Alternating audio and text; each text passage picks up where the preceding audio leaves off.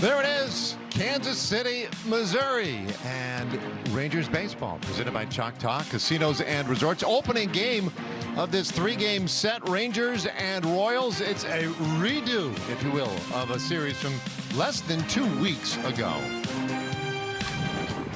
All right, welcome in, everybody. Great to have you along with us tonight. I'm Dave Raymond alongside Mike Bassick, and it is Rangers Royals. And we're kind of excited to get this one going again because it was not that long ago, barely more than a week ago, when the Rangers faced these guys back at home. Yeah, it was the end of May, and the Rangers were able to sweep the Royals. They played some of their best baseball of the year, and we look at our American Home Shield coverage report in that sweep. The Rangers starting pitchers went 18 innings without giving up an earned run. Ezekiel Duran, 4 for 12 with 5 ribbies. Josh Young had a homer, 2 doubles, 6 for 14. And Jake Berger, 6 for 13 with 4 runs.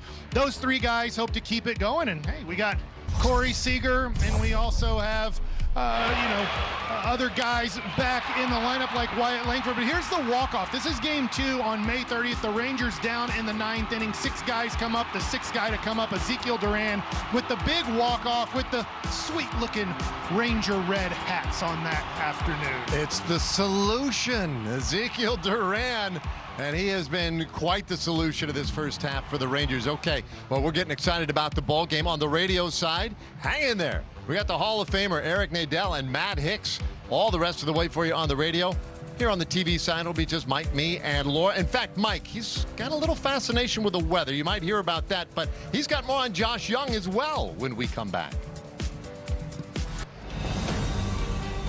Rangers baseball on RSN is presented by Progressive Insurance.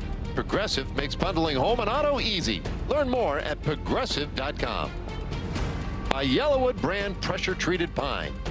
If it doesn't have this yellow tag, you don't want it. And by Choctaw Casinos and Resorts, the official casino and resort of the Texas Rangers. Part of a road trip for the Texas Rangers here in Kansas City.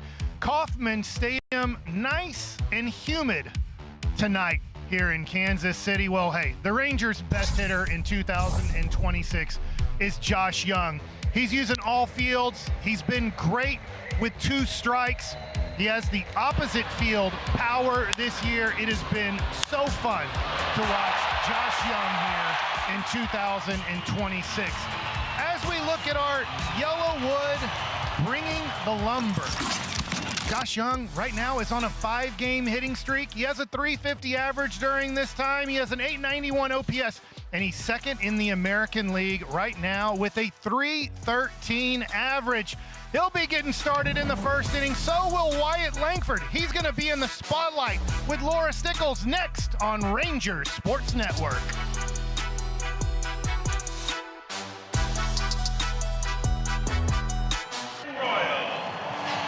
The Rangers roll into Kansas City, winners of their last 3 series. One of those actually a series at home against the Kansas City Royals. It was a sweep, but the Rangers are in even better position to do that today with 2 key contributors back in the lineup as we bring you down to field level here in Kauffman Stadium. I'm Laura Stickles. The Rangers didn't just need Wyatt Langford back in the lineup. They needed the version of Wyatt that they lost to the IL about a month and a half ago. Wyatt had a slow start to the year, but he was heating up right before he was placed on the IL with that forearm strain. He had reached in 11 straight games, and he has been able to keep it going. He's now at 14 straight games where he's reached base. That is a team high for the Rangers this season. And if you had any questions as to whether or not Wyatt's feeling good, just ask the fans in left field on Sunday. Wyatt hit this 111-mile-per-hour laser into the seats. It hit a fan in the stomach, but don't worry, the fan is okay, and Wyatt did bring a peace offering, a signed baseball that said, "Sorry for hitting you." But one person who's certainly not sorry is Skip Schumacher, because he's very glad to have Wyatt back. Said other guys have done a really nice job filling in, but Langford is a special player. He lengthens the lineup, he's dangerous on the bases, and he plays an elite left field. So the Rangers have survived without him and Corey Seager, but now it's time with them back to see what this roster is really capable of. All right, yeah, thanks, Laura. And he'll be in there today as we take a look at our Trajan Wealth starting lineup. The Rangers with a record of 32 and 33. It'll be Jock Peterson leading it off as the DH. Seager and Young right after him. Nimmo, Langford, Duran in the middle of the order, and it's Berger, Evan Carter, and Kyle Higashioka rounding it out. Rangers facing 6'3" righty Steven Kolek on the mound, having a pretty good year so far. 6 starts on the season, 3.32 ERA. He's a guy that wants ground balls, fastball, change slider, cutter, sweeper. When he's good, the ball's on the ground. Rangers want to get the ball in the air. All right, Jock taking some time to get that batter's box to his liking, which is interesting because he's granted a little extra time there by James Jean, our plate umpire. Once we get going, that clock dictates everything, and then the first pitch from Kolek is a little bit high, ball 1. Oh, off we go. Opening game of this 3-game series here in the city of Fountains. Peterson bounces that one foul right side. 1-1.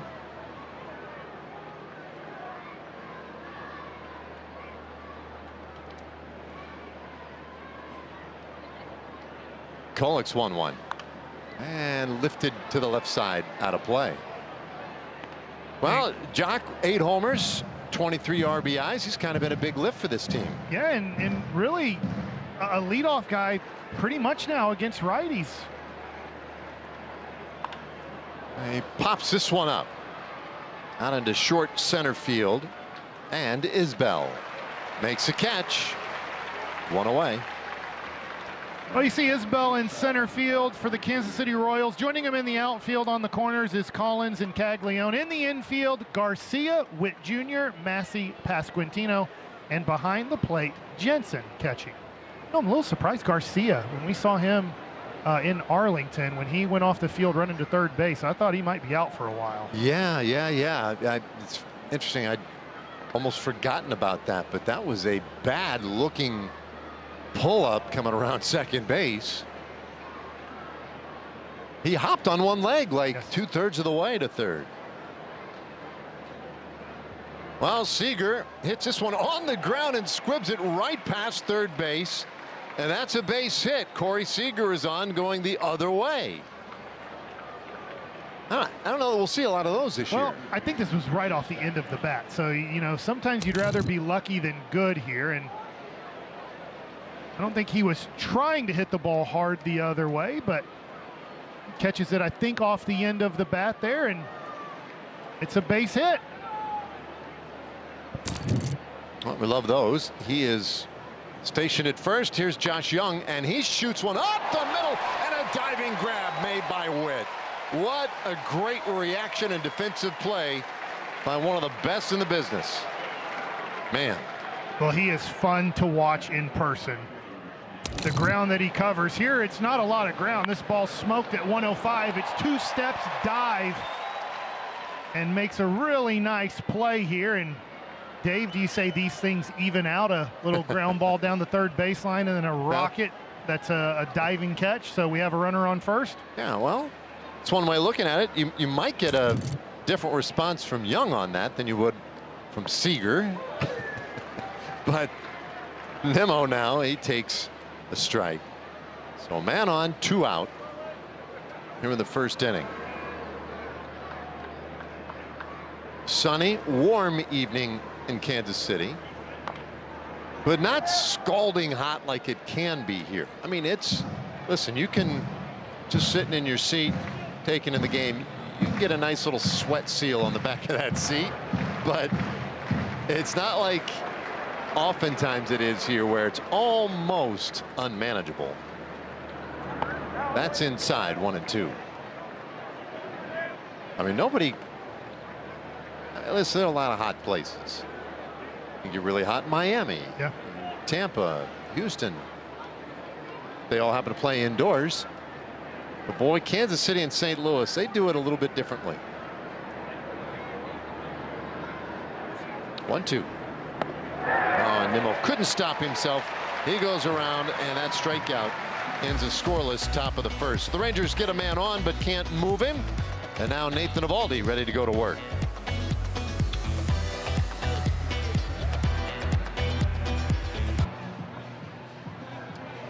Well, we head to the bottom of the first inning, and Nathan Eovaldi takes the mound for the Texas Rangers tonight. Our Sewell pitcher stats for Nathan Eovaldi in his 12 starts this year. He has a 4.10 ERA, 74 strikeouts to only 17 walks. When we take a look at the arsenal, we know that we don't know what he's going to throw pitch to pitch, because he throws the split, cutter, curve, four-seam, and two-seam.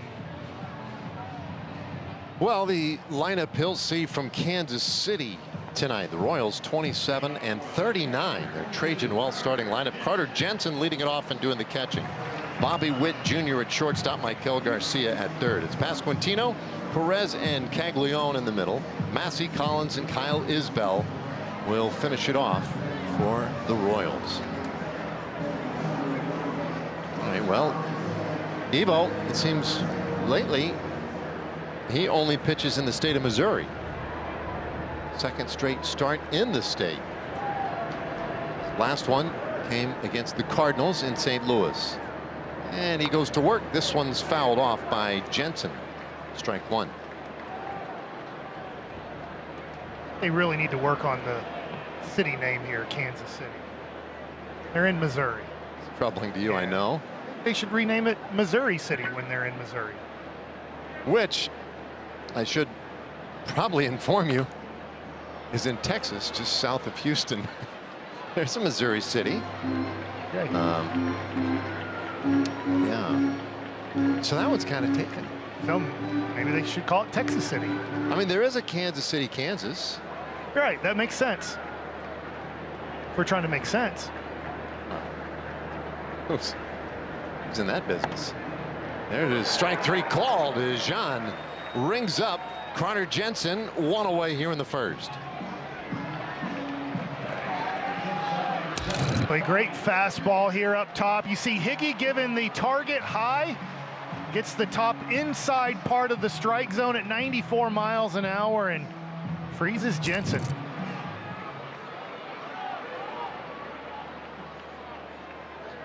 All right, so Bobby Witt Jr. and he'll take a breaking ball off the plate. Yeah, that big curve from Eovaldi. A pitch that, you know, it's just interesting watching his patterns. Because that's something that he's done a little more in recent years. And there's the fastball that just missed, and you can see his reaction. Yeah, I thought it was a strike too. Hickey was setting up on the other side of the plate, but it looked like it caught a corner. Get a little bit more aggressive with those challenges early. Yeah, I think you're onto something. 2-0, and that is fouled by Witt, straight down, and might have caught a piece of his lower body. 2-1 the count. Well, a .280 average for Witt with 9 homers and 27 RBIs. The Royals back home after winning a series in Minnesota, though Witt went just 4 for 17 in that series. I remember he was cold in Arlington at the time too. 2-1 pitch, and Eovaldi is off the plate. Well, listen, if you're going to catch the Kansas City Royals and you're going to want to win some games against them, a big part of that will be, however it happens, controlling this guy at the plate. He's as great a weapon as there is. And the count 3-2 as he chases that splitter. Boy, this is a great splitter here at 87. It stays on the middle of the plate and then breaks in. I would throw that pitch again. But I'm not Nathan Eovaldi. He can go to 5 different pitches here that he feels really comfortable with. And the bigger problem is Witt not knowing exactly what he might go with. He goes with a splitter and it's low. Witt takes the walk. Well, let's take a look at the Rangers defense here with 1 out in the first inning. You have Langford, Carter, and Nemo in the outfield, Young, Seager, Duran, and Berger in the infield, and Kyle Higashioka doing the catching tonight. You've got to be ready here because Bobby Witt likes stealing second base. Yeah, he's got 23 steals and 26 tries. It's not going, and the first pitch fouled away by Garcia. You know, I always wonder from a hitter standpoint, Garcia, aggressive first pitch. How aggressive do you want to be when you have a guy that's so successful at getting into scoring position early in your at bat? So now you have an RBI opportunity to give him that chance to steal the base. Yeah, well, I guess it cuts both ways. I'm with you, though. I would think you would, well, heck, even your manager might just sort of ask you to do that and give him a pitch or two.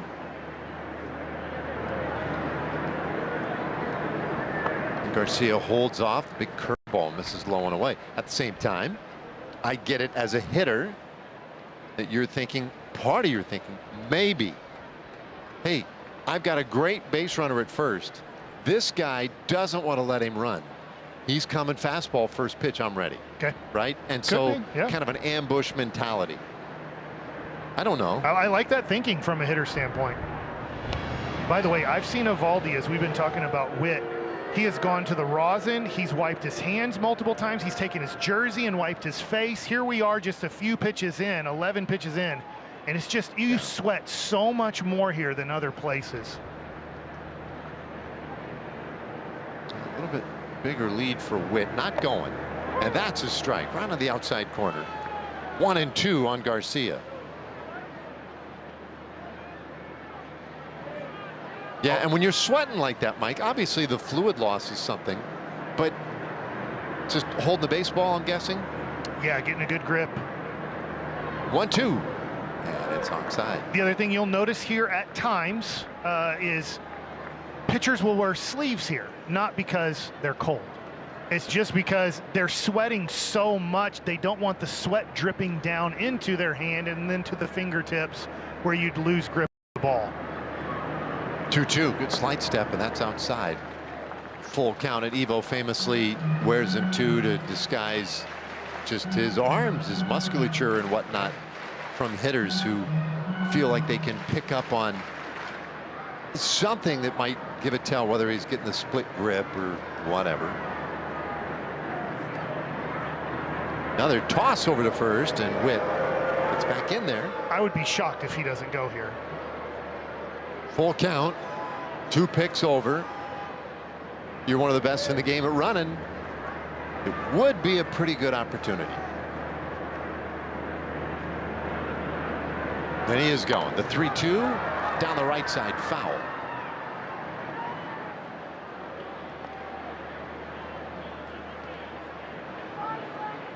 Oh, make him work a little bit.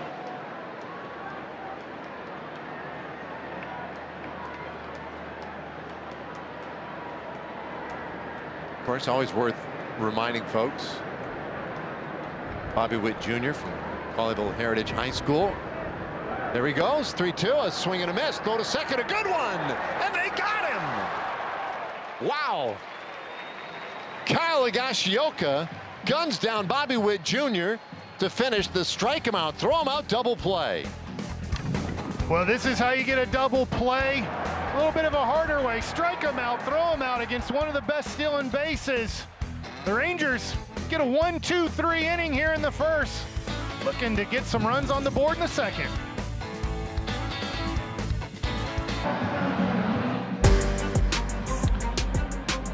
Twins versus Rangers at Globe Life Field on June 15th, 16th, and 18th. Get your tickets at Rangers.com. It is the battle of the two teams that left Washington. That's what they call it. And by they, I mean Mike. Here's Wyatt Langford.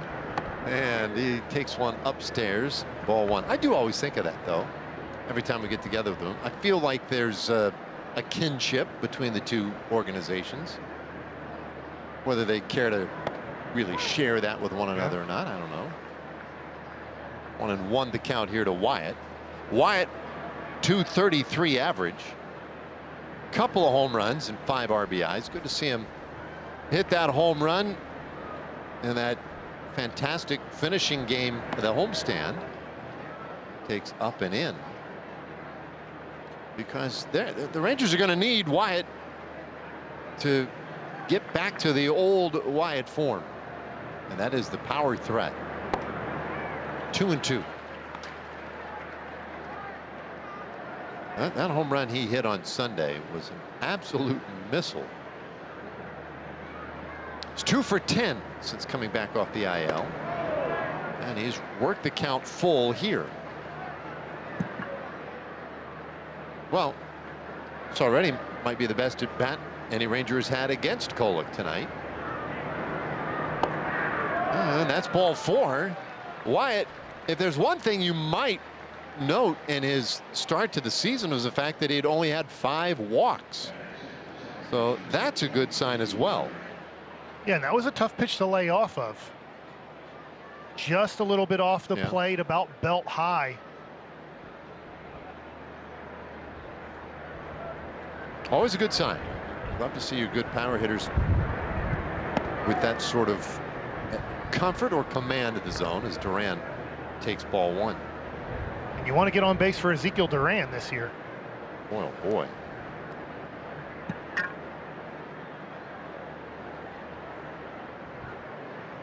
Wyatt with a small lead and Kolek way off the plate. How about our Ford leaderboard to that point, Mike? You look at where Zeke stands among American leaguers this year at 8 average. With men on base in a scoring position, the numbers get better and better. Over 400 with men on, and he takes 1. The solution is all he did Sunday was go the double and 3 RBIs. 4 hits. Watches 1 away. Kolek pulling quite a few of his pitches this inning as Jansen is inside to righties and he's on the outside of the plate.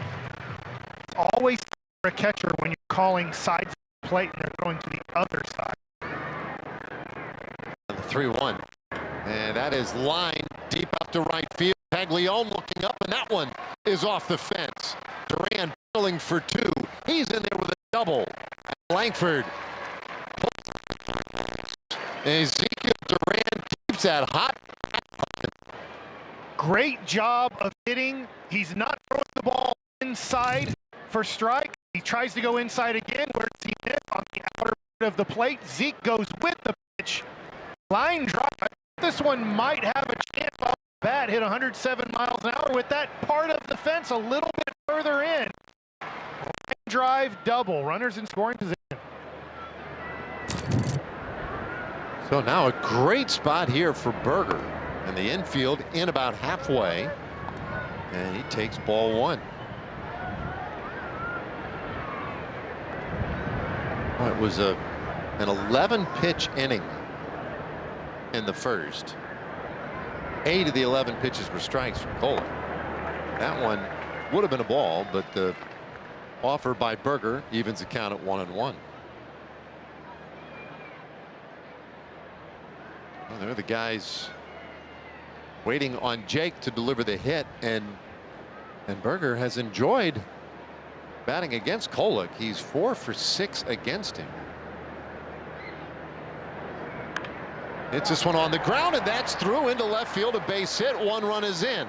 They'll stop Duran at third, but Berger gets the scoring started tonight. Rangers on the board, 1-0. Well, good job of hitting again after chasing the slider the pitch before. He gets one up in the zone here. Belt high. Hits a hard grounder with the infield in. It gets by Garcia and Witt. Gets an RBI and it's another guy to third base. The lineup's a little bit deeper when you get healthy. Boy, it does make a difference having Langford back, Seager back, especially with some of the bats going well. Here's Evan Carter. He shows bunt, and he takes strike 1. Well, Evan hitting 172, 6 home runs, and 19 RBIs.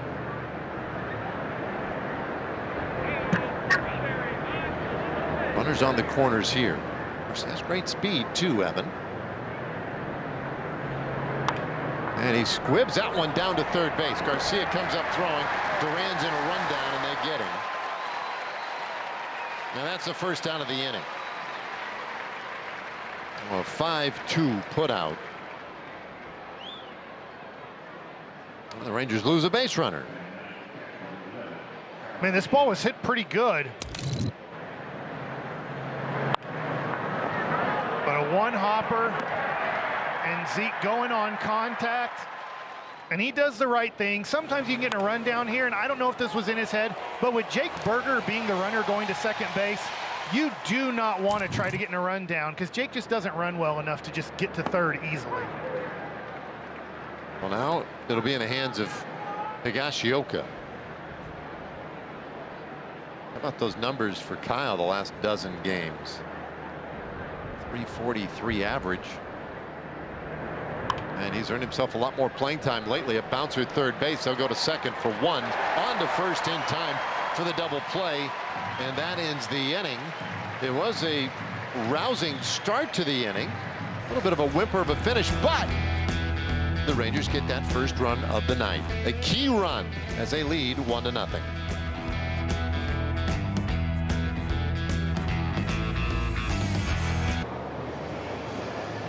Well, believe it or not, despite being a game below 500, if the regular season were to end today, the Texas Rangers would be in the postseason, and they have even more room to pick up games here over this next stretch because of their next 6 series, 5 of those are against teams that are also currently below 500. But by no means will this next stretch for the Rangers be easy. Today also starts a stretch of games, 23 games in 24 days. Skip Schumacher said whether guys like it or not, there are going to be players regardless of performance who are going to get time off because this stretch really can take a toll on some players. Yeah, it especially can as now you're more into the heart of the season. You're getting into middle of June and it's warm here. It's probably going to be warm in Boston, and it's just a way to use all 13 guys on your team. And I'll say Skip has used all 13 guys that he has a lot of nights. Yeah, he's been really good about that, I think. As Eovaldi gets going here to Pasquantino with strike one. Pasquantino, Salvador Perez, and then Jack Caglione in the second inning. And that's in the air, out down along that right field line. Long run for everyone, but nobody gets there in time. Strike two. Well, I see an animal out there peeking through some doors watching this game right now. There in left field where it says Hall of Fame. Yeah. That guy's been watching a lot of these games behind those doors. Well, you're right. He doesn't get out much anymore. Oh. Creepy looking thing, too. We'll see. Maybe we'll get a sighting today. That's inside and low, 1 and 2. I wonder, folks who come to the game, we've got a great crowd here today. I wonder how many are aware of the Pasquatch hiding behind those doors. Lives out there. Bouncer right side of the infield. Wicked hop for Zeke. But he throws out Pasquantino, 1 away. Boy, did that ball pick up speed off of that hop. Go to your room. Yep, he just left, as told him to. Yeah, that thing, it's like, I don't know if it had overspin or hit a rock or something. It's the third inning when they redrag. Yeah, usually. Yeah, so, guys, for the Rangers just running the bases, maybe it hits kind of a spike mark. Well, here is Salvi Perez, and free swinging veteran catcher and DH. He is DHing tonight. Never had a whole lot of success against Evo, but he is a dangerous hitter, and he hits that one on the ground shortstop. Easy play for Seager. 2 up, 2 down. So Eovaldi needed 16 pitches in the first inning. Most of them were thrown for strikes, 9 of them in fact, and now gets a couple of quick groundouts here. I think did we show the numbers for the Rangers starters in that series against Kansas City from a week ago? 18 innings, no runs. Just a remarkable run. When all 3 starters have scoreless appearances, We'll see if Evo can join that parade as he gets ahead of Caglione here, 0-1.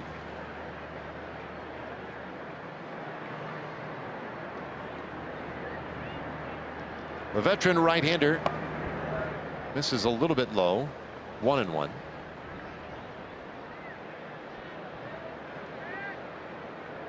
Caglione, former college teammate Wyatt Langford at the University of Florida. Two incredible power hitters. It's fouled away. 1-2. College baseball right now kind of in the spotlight at this time of year as we get ready for the College World Series. And Oklahoma is in attendance today. They got the ball club just down the first baseline here enjoying a big league game tonight. 1-2. And that's pulled right side foul. That's cool, by the way. Yeah, it was really cool. I was like, hey, let me see what these guys are doing here. They were behind the cages watching batting practice on the field, and those are I know some young men, just a little younger than Caglione, but those are some big college baseball players now. They've grown into their bodies pretty good. Not missing that training table very often. The 1-2, and a breaking ball misses inside on Caglione, who is no wilting flower in his own right when at Florida. I mean, yeah, he's a big grown man standing in that batter's box, but that's what he looked like when he was in college, man. A monster. There's a possibility that a few guys at OU faced him. Yeah, I suppose that's true. Bouncer. Full count now on Caglione.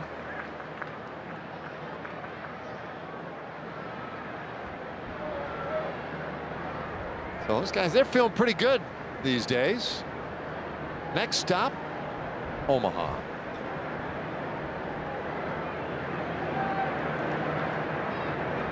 "3-2. Man, that's pulled foul. We check in with Laura. I asked Caglione about Wyatt Langford and their relationship, and he said his favorite memory of the two of them in Florida was them going head-to-head in the weight room. Now, the funny part of this is I asked Wyatt about this too. Both guys said the other one was stronger. Wyatt said, no, definitely Caglione, and Caglione said, oh, no, definitely Langford. But, I mean, both of these guys, like you said, really strong in college. I think both of them were right. And who's going to argue with either of them? No, the other guy is stronger. Okay, I believe him. No argument from me. They're both just studs. Well, Valdi investing now his 9th pitch in this at bat, and that's pulled foul. Caglione also a bit of a pest. Well, as he keeps pulling these balls down the first baseline, I've been taking a look at Nimmo, and right now that sun is pretty tough if this ball's hitting to right center field or right field. He'll put his hand up usually right before the pitch to try to shade his eyes.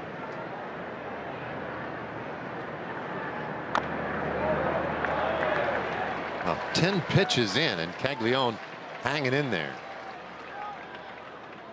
Yeah, that's a pretty harsh sun.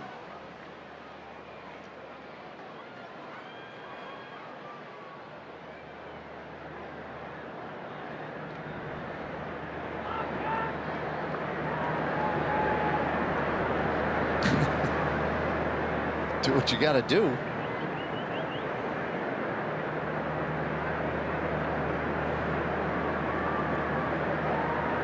Evo's 11th pitch, and he loses Caglione. Second walk in this one today for the Royals, and that one was earned. Well, both Gators earned their walk so far in this game. But that was a heck of a battle. Not a bad pitch there. Caglione does chase. That ball is a few inches off the plate. But give the young man a lot of credit. Definitely a pitch that you feel like you can get a chase there from a guy that's a free swinger.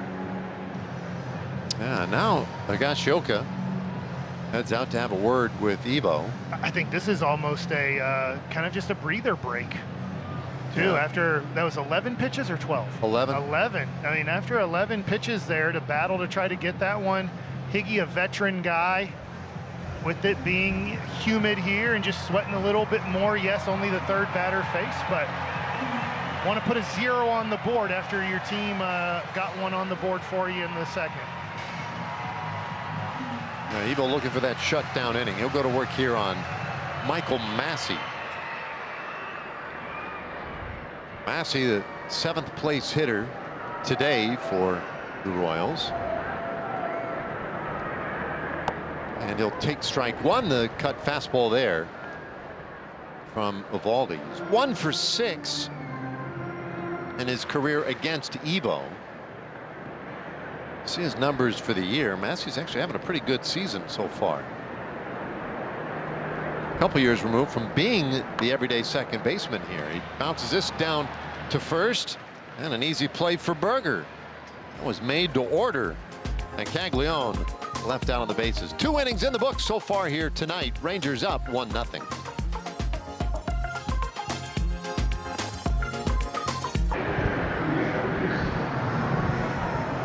That is a cool shot. Old drone shot from high above Kauffman Stadium here in Kansas City. Mike, I love this ballpark. I've always really enjoyed this ballpark. It's way out in the middle of nowhere. Plenty of parking, as you can see off in the distance. I mean, it's a throwback in that way, right? There's no parking structures. It's just, let's just throw pavement over the planet and just park our cars there. But I like it out here. Yeah. When was this built? Yeah. Right before they opened it. Late 60s, early 70s. I don't know what year, but this is what was happening, right? In the 70s? Yeah, 73. Yeah. Put a whole bunch of concrete in the middle of nowhere, and let's start playing baseball or football. Yeah. Ground ball here, second base, and Massey is on top. It throws out Jock Peterson, 1 away. Yeah, and that's, you know, the day of the old multi-purpose stadiums too, but this is right across the parking lot. I mean, this is no more than maybe a couple of Mahomes passes from where we sit. Is where the Chiefs play. Is it do you say is it G-E-H-A or just say Geeha, or is it just G-E-H-A? I think it's G-E-H-A. Whatever that is. Have you ever taken the tunnel from here? Yeah, I love that. Okay, I never have. I see the paint change, the color of blue to red, and it lets you know this is the tunnel that go over to where the Chiefs play, but I've never done that. Maybe tomorrow we'll come out, we'll go spelunking as Seager goes 1-1 here. Seager had the base hit in the first. Slow start to the year, and no matter who you ask, whether it's Corey, Skip Schumacher, anybody, no one will claim that the back injury that had him out here for the last couple of weeks had anything to do with that slow start. But I'm not saying people aren't telling me the truth, but I don't believe anybody. 2-2 the count. I just think we've seen him hit for too many years so well, it's hard to believe, finding out that his back was really bothering him, that didn't have something to do with the 188 start he's on. Well, I did like seeing him come back and hit an opposite field home run. Yeah. That's, I know you're talking about the back, but you know, a lot of it has just been his timing has been off most of the year, but you love seeing him drill the ball the other way. He strikes out swinging here, and there are 2 gone. Well, yeah, and so that's always been the line, right? Well, it wasn't the back. His timing was off. Yeah. To which I would say, and that's a very hittable pitch. That's a very hittable pitch. He misses. But I would say, if your timing's, why is your timing off? Is it possible that you're cheating, trying to get started earlier or something because your back is balky? Yeah. Or is it possible that you're just a little bit slower getting a piece through because your back is bothering you? Anyway, we'll never know. We'll never know.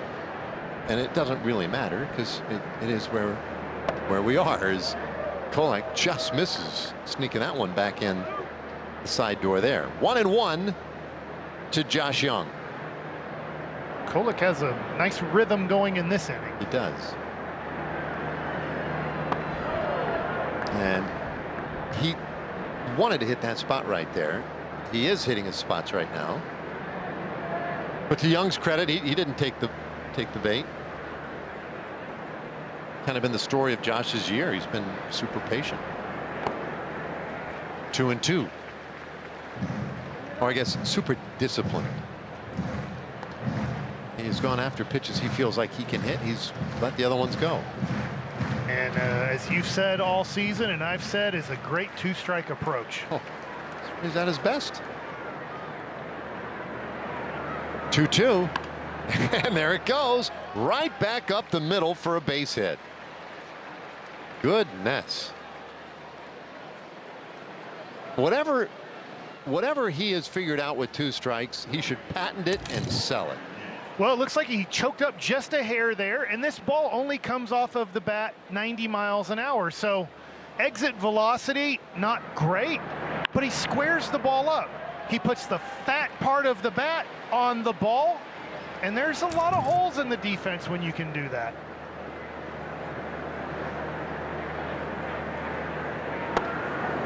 Now Nimmo, and he takes a big cut at strike 1. I was talking to Justin Veely today about a number of offensive things going on with his team, but one of my asks was about Young and with 2 strikes and his philosophy of just touching the ball.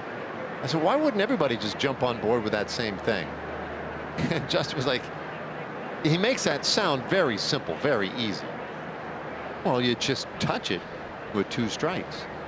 It's like he has simplified things in that regard, and that is what he is trying to do. But that's just not that easy. He can say that, and it's working for him, but you can't just tell somebody else in a big league uniform, we'll just go up there and touch it with 2 strikes. It's inside, 2-1. I always felt that way when maybe friends or family members would say, hey, why don't you just throw Kenny Rogers' curveball, that big loopy one that like just barely touches 70 and has a huge break. I'm like, if I could, I would. Do you not think I've tried other pitches? Yeah. Mike, why don't you just simplify things? Don't try to hit it so far. Just hit your driver in the fairway every time. Oh. Yeah. Okay. Why not just get a base hit every time up? Yeah, you don't have to hit a home run or a double, just get a base hit. There's a 3-1. Ooh, that one placed perfectly by Kolek. Full count. Rangers got a run last inning. They have 4 hits off Kolek so far. This will be his 20th pitch of the inning. And it is lined out to center. Isbell takes it on a hop. Young heads for third, and the throw comes right back into second base. That's good base running by Josh Young. Well, he's going on the pitch, and then also this is just being a veteran guy and having a little bit more education and savvy about, can you make it to third, and what's that arm like in center field? If that's a really good arm, maybe no, I don't want a chance there. Let's just say that's Julio Rodriguez. He's probably shutting it down. But Isbell does not have a good arm, so he knows that, hey, I have more of a green light against this center fielder. Well, that's a big hit by Nimmo. Now the Rangers have a chance to add a run here with Langford, and Wyatt takes outside, ball 1. Wyatt walked in the second inning, and he scored the Rangers' run. And with that walk, extended his on-base streak to 15 games. TXU Energy Power stats. Yeah, we'll get back to those again for you.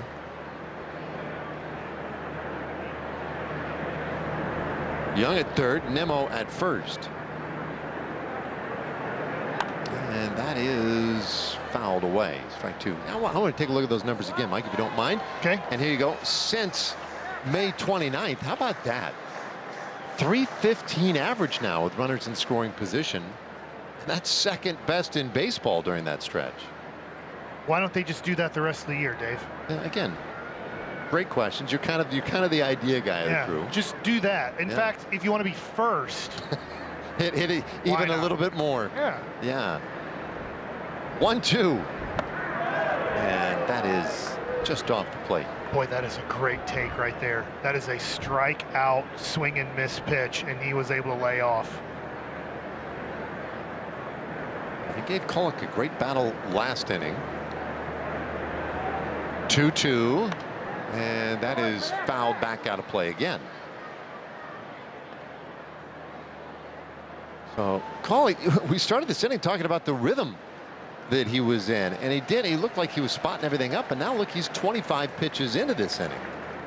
Well, he got to 2 strikes on Young. He got to 2 strikes on Nimmo. Now, it was a full count on Nimmo, but he got to 2 strikes on the 2 guys that got on base. That one is popped up out near second base and handled by Massey. The inning is over. The Rangers leave him on the corners in the third. So Kullock had to work, but he got through that third with no harm done. He played 2.5 for the Rangers lead 1-0.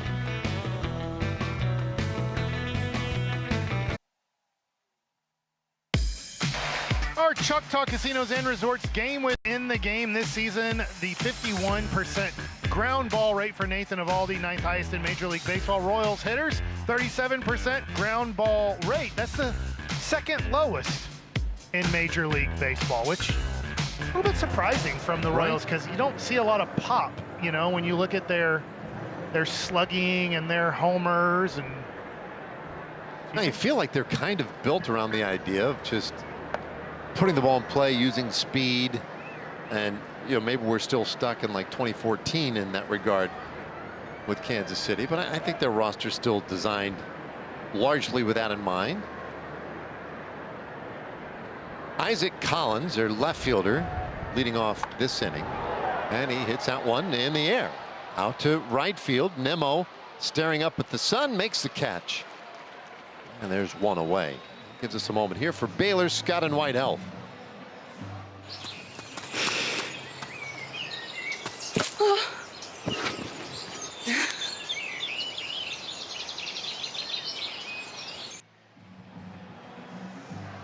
All right, here's Kyle Isbell. Isbell batting 9th tonight, 241 hitter. And the first pitch from Eovaldi. There's that curveball again. He's really leaned on that curveball with the first pitch.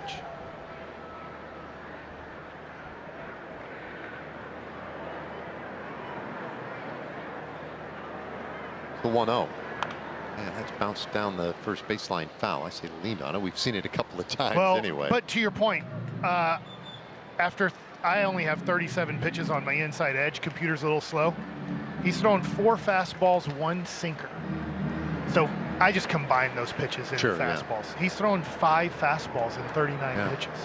So yes, he's thrown quite a few curves and splits.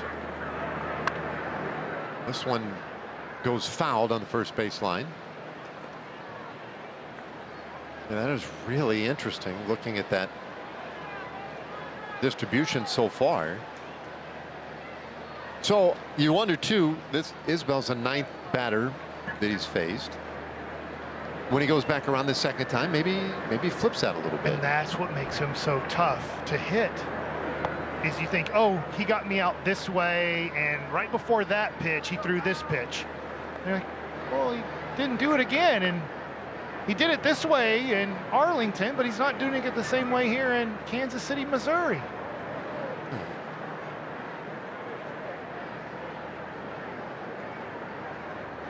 Here's his 2-2. And Isbell lays off. It's a full count. One of the few guys who's had some success against Eovaldi. Isbell 4 for 8 against him. 2 of the 4 hits have been home runs. He's not a big power guy. And he takes in. So Eovaldi issues his 3rd walk of the night, and it's been to the 2nd batter of each inning. How rare is it to have an Eovaldi start with 3 walks in his Rangers career? Yeah, I mean, it's definitely a big part of his identity is just simply not walking guys. It's only his 2nd start this year with 3 walks, and the other start was at Baltimore, like in the 2nd week of the season, 1st week of the season, I should say. And that was a 3-walk outing. So already at a season high here tonight. Now, Carter Jensen struck out looking in the first. 22 years old, and he watches low. Ball 2.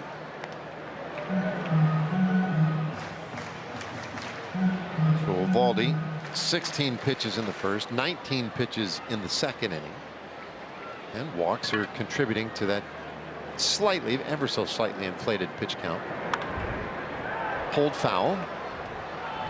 2-1. Well, that's a face right there. Jensen of the future to some degree here in Kansas City, 22 years old. And he is one of those guys that I think they just really root for here. He's a local kid. Played at Park Hill High School here in Kansas City.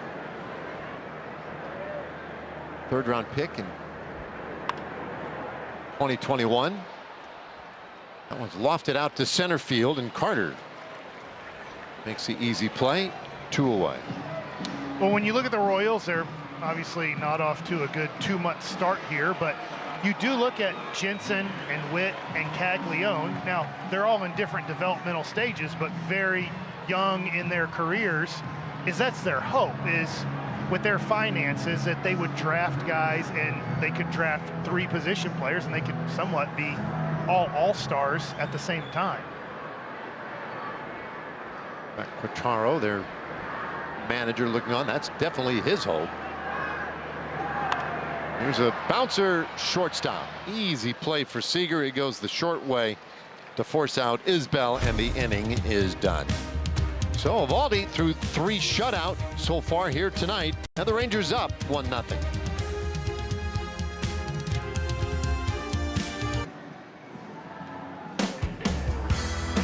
Join Rangers pitcher Jack Whataburger in Mansfield on Tuesday, June 16th. They'll be signing autographs for the first 225 fans from 10 to 11 a.m. Find the location and other details at rangers.com/whataburger.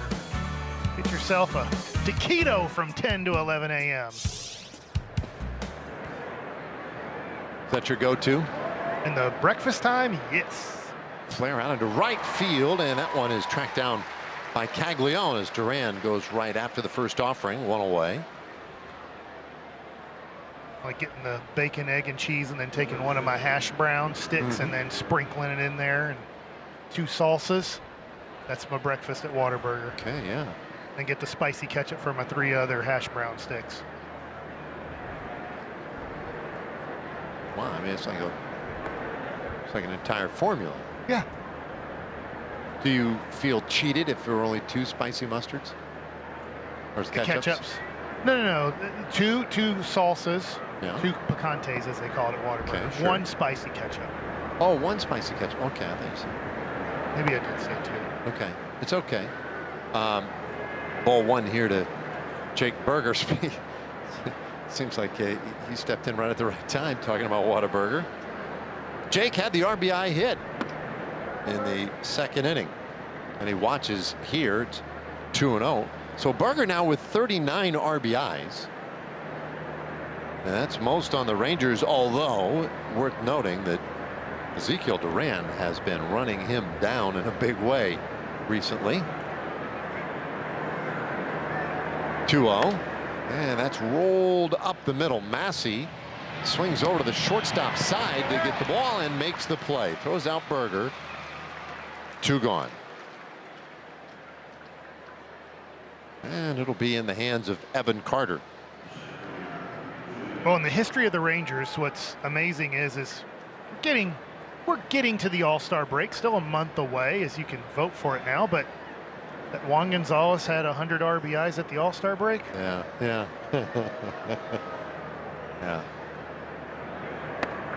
Different time and different ballpark, but one of the more memorable first halves of all time. 100 RBIs at the All-Star break. So goofy. 2 outs, nobody on. Carter bounced out to third. It was a play where the Rangers had Duran at third base, and Evan poked one down to third base, and Garcia came up with it. Duran was on the move, and he just threw him out at the plate. If he were to do that now, it would be a base hit. Yeah, room over there now. Instead, he'll turn it out into right field for a base hit. So Carter is on with a single and 2 away. A really nice job of adjusting and staying back here after being a little bit out in front of the last changeup. This one stays on the inner part of the plate. Carter lets it travel and pulls it into right field. So 6 different Rangers in the hit column so far tonight. Carter a threat to run at all times. And here is Higashioka. He'll take one off the plate for a ball. I like what you're saying here. Jensen, though, in his career right now versus Perez, you got to be careful with Jensen behind the dish and running. A plus arm. That's how it would be described. Check in over there first, and that one got away, and then it hit our first base umpire, Chris Siegel. Carter mindfully able to hop up and get out to second base. That is an error on Kolek. And a kick save and a beauty over there at first. Calf save, I think. Let's see. Oh, man. Yeah, I got the... Right off the instep. Yeah, That was perfectly done. Brandon Aubrey has nothing on him. Right off that inside part of the instep. Perfect. This is inside here. And ball 2 on Higashioka. Base hit would score a run.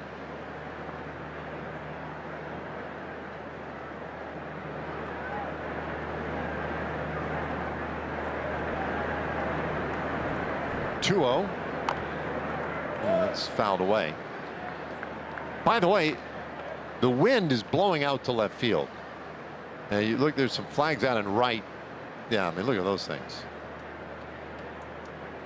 Known to blow branches right off trees in these here parts. 2-1. Runner going. A swing and a miss. Throw to third. And that one gets away from Garcia. Here comes Carter. He'll score. Boy, if you just get Evan Carter on base, he is a weapon out there. A base hit. Takes second on an error. Steals third and scores on an error. I love the aggressiveness here, even with 2 outs. Garcia playing very deep. Good jump. He's going to be safe, even if Garcia catches it. But once the ball gets off Garcia's glove, Carter scores easily. Big second run. Right now, a full count to Higashioka.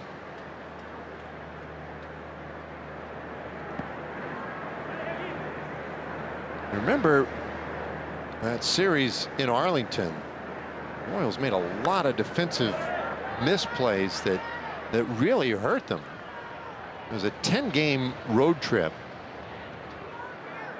and in those 10 games, there were 4 games where they were charged with multiple errors. Now Higashioka lofts that into straightaway center field, and that'll be an easy play out there for Isbell. The inning is done, but Evan Carter's speed adds a run to the Rangers total. It's 2-0.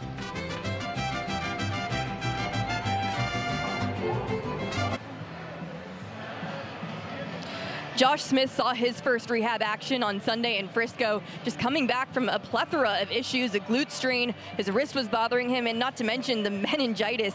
But he homered in his very first at-bat. He played second base, and he told Skip that his body and wrist felt good. Now, notably, Skip told the media today he'll play first base tonight in Round Rock and third base tomorrow. Now, Smith was the primary second baseman coming out of spring training, but as we know, Zeke has played really well at this position, so it seems like we might see Smitty back in more of that utility role when he is activated again. Yeah, Laura, I agree. That's when Josh Smith has been at his best, is as a utility player. Ezekiel Duran, somewhat has been at his best as an everyday player. So it makes a lot of sense when Josh Smith is ready, if the rest of the team is healthy, that Smitty is the guy who can fill in about 5 or 6 defensive positions. Well, I mean, it does. And it's sort of the harsh reality of the game sometimes when you have to miss time and somebody else fills in. There's the old Lou Gehrig, Wally Pipp story that comes to mind. But the fact of the matter is, Josh Smith has been incredibly valuable to this team. But as you point out, that's usually in that flexible utility role. And so maybe it does make more sense to go that route. And last year I was pushing for Josh Smith for a utility gold glove. I know in the end it didn't work out, but he's a guy who plays good defense at multiple positions. Raquel Garcia takes a strike, 2-1 the count. When Smitty comes back, it doesn't really help out Seager too much because Smitty's a left-handed hitter too, but it helps out Berger, Duran, and Young in your infield. Yeah. Yeah, and that's been part of the story too. Skip Schumacher's talked about Berger. He's, you know, can that guy get a day off sometime? Can't expect him to go out and play every single game every day and be effective. Maybe he could use a day off on occasion. So, you know, try to balance some of that out. Well, of course, Alejandro Osuna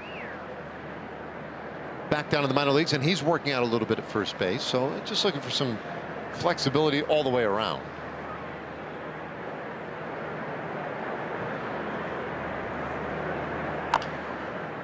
It's chopped foul. Garcia, Pasquantino, and Salvi Perez this inning. Dave, in Las Vegas last night, would that have been a double off the wall? Oh my goodness. Would that have hit the ground and then gone over Langford's head? What Mike is referencing is last night's ball game in Las Vegas between the Athletics and the Brewers. Oh my. There is strike 3 called and an immediate challenge by Garcia. Our first ABS challenge of the night. Powered by T-Mobile. Let's take a look. Yep, it was a strike. It was interesting how Kansas City has 1 challenge remaining. He challenged it and then was walking straight to the dugout as if he already knew his fate. Well, they lose one of their 2 challenges. Garcia, strikeout victim, to open the 4th inning.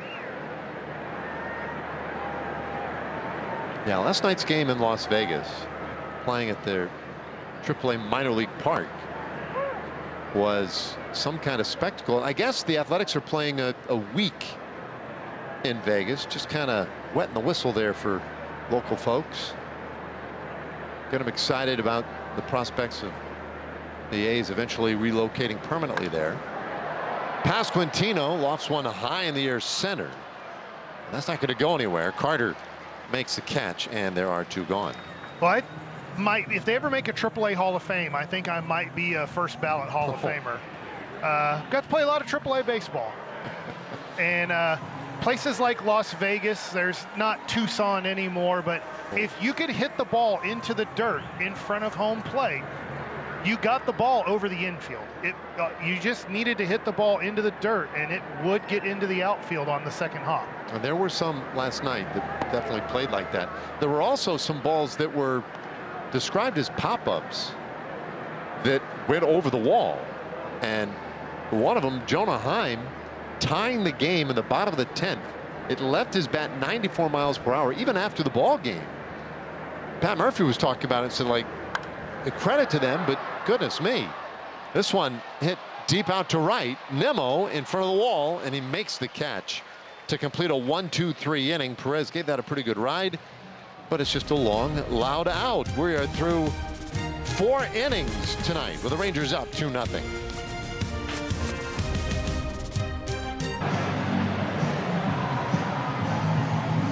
Mike, we talked about walking through the tunnel and heading over to GEHA Stadium. There's a guy right there, Andy Reid. He could give you the directions if you need. Well, that's a easy future Hall of Famer right there. Oh, man. Looking pretty relaxed. That shirt says, I'm not in season. I'm relaxing and enjoying whatever I want here at the ball game. Good for Andy Reid. One of the all-time greats, man. It's that one whale of a run. I assume Cowboy fans like him coaching way more in Kansas City than Philadelphia. I suspect that would be true. 0-2 here to Jock Peterson. Jock leading things off in this 5th inning. Peterson, Corey Seager, and then Josh Young. Wasn't his quarterback a minority owner in the Kansas City Royals? That is true. That is true. That's a good point. So maybe, you know, so maybe those are Mahomes' seat right there. Mahomes gave him some tickets. That's downstairs, 1-2. Of course, we had an off day here on Monday. So you and I snuck out and see if there was anything doing out and around town. And we got a little south of here. 1-2 pitch. And a high pop-up down the right field line. And that one might be blown into play. Almost. What a great effort by Massey. Staying with that one. Because that thing, with that wind blowing, that had a chance to blow back in for somebody to make a play. It kept it. Look at that. It kept it in play. I mean, it's almost an impossible catch. Heck of an effort. Had a chance. Just a long strike on Peterson. But I was trying to find us a little golf course to spend some of our free time. And you would not get off my case about this. Taylor Swift lives out in whatever, Leawood or whatever. Here's a high pop-up down the left field line, and the catch made down there by Garcia. 1 away. I know, supposedly we were in Taylor Swift, Kansas City land. Yeah, like blocks from her home. And I just wanted you to focus on the golf part of it. Yeah. Maybe Taylor Swift will show up. Tell you what, I really enjoyed those rent-a-clubs. Those are fun to play. 1 out. Here is Seager, and he takes strike 1. Well, guys, I'm curious. I would love to, track down Andy Reid to see if he has any information on Taylor Swift's wedding venue. The big rumor is that it might be at Madison Square Garden, and I'm hoping that's not true. Oh, because of the NBA Finals right now? We're running into an issue? No, just like who would want their wedding at Madison Square Garden? That doesn't seem. I don't know. It just seems wrong. But I think Andy Reid might have some intel. I think he might have an invite. Well, he would probably. You would figure he'd be invited. I don't know. A garden wedding sounds like a kind of a lovely thing to me. But I don't know. I'm not. Wrong kind of garden. Wrong kind of garden. Although I'm sure she could put a garden in Madison Square Garden. She could turn it into a garden. Garden inception. Seager takes just off the outside edge. It was called a ball, but now a challenge. Called a ball. The catch is challenging. Jensen thought that got to corner, and so they've already lost 1 challenge. They did not make the strike. Kansas City has 1 challenge remaining. So Seager down looking, and there are 2 away.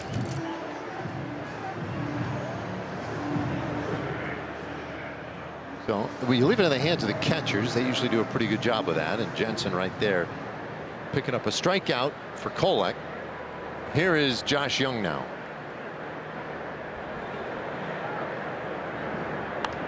And Young goes after the first pitch, pops that foul, and out of play. Rangers got a run in the 2nd, a run in the 4th, and they lead 2-0. All right, I have a question for you. What if you just gave a bat to a major leaguer for a major league game? It's not their bat, not their model. Any bat. Just here's a bat. Yeah. It's a bat. And? Like, how would they do? Yeah, how would they do? I don't think it'd be a big deal. As long as it's not absurdly different. Well, like Jock Peterson, he just grabs guys' bats all the time. Different guys' bats, he just uses them. Maybe one's a little barrel weighted, maybe one's balanced. They are all different that way. And I'm sure some guys are awfully particular.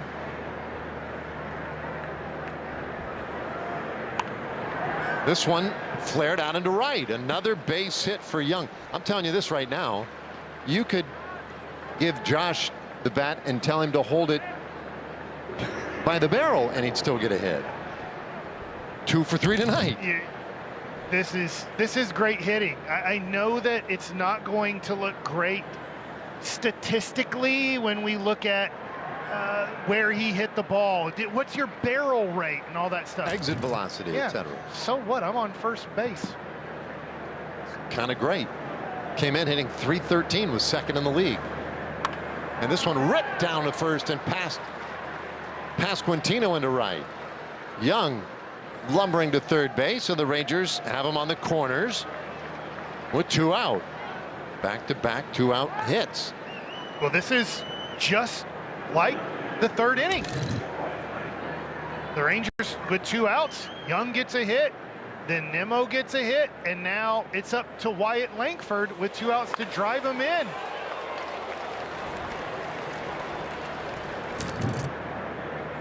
Oh, well, great spot for Wyatt. Also, 5th inning here, 3rd time through. Kolek may be getting a little tired in this heat. Rangers have applied pressure all night. We talk about stressful innings, stressful pitches, that sort of thing. They've been stressful all night for Kolek. Boy, that one's just right down the middle. Well, I like the fact he's aggressive on it, though, ready to go. 1 strike pitch, and it's in the dirt. He's not going to miss those too many times. You see Kolek. It's a little easier and a little easier every time through, although those numbers are all pretty good. Yeah, and that's pretty normal. We'll find the rare guy, assuming like Sanchez in Philadelphia, where you're just batting under 100 the whole time.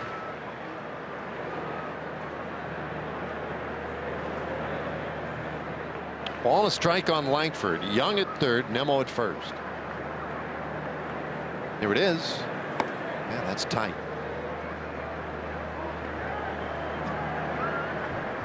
Fences have been pulled in this year in Kansas City. They tried to make this a little more hitter-friendly ballpark. Maybe Langford could test that. High pop-up. Center field. That is not going to test the fences. Isbell takes care of it. The inning is done. So the Rangers leave a couple more out there. Halfway through this one in the city of fountains. It's 2-0.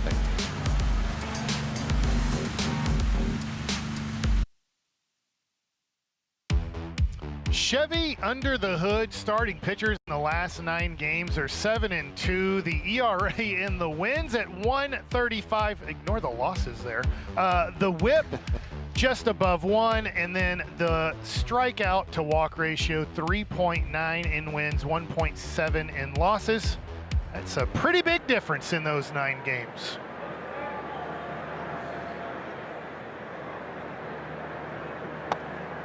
Well, so far so good today for Eovaldi as he goes to work here in the bottom of the 5th inning. Caglione, Massey, and Collins. Just an 11-pitch 4th inning. Evo's been in control. Mixed the pitches well, as he usually does, and Caglione hits that way foul. 1-1. Smile from Evo. We got a reaction that he enjoyed on that foul ball. Also makes me wonder sometimes what they have in the pitch comm that they can say to one another. That's hit well. Out to right, and Nimmo won't have a chance. Caglione blasts one out to right field. And with that, the Royals get their first hit of the night, and they get on the board. It's 2-1. Caglione's 7th home run this year. Well, it's a man with a lot of power, and here's just a hanging curveball, thigh high, 75 miles an hour. And pretty much a no-doubter here off the bat. You can see Nimmo's playing pretty deep. So he knew it right off the bat, too. No room to go get that one. All right, so Royals scored their first run.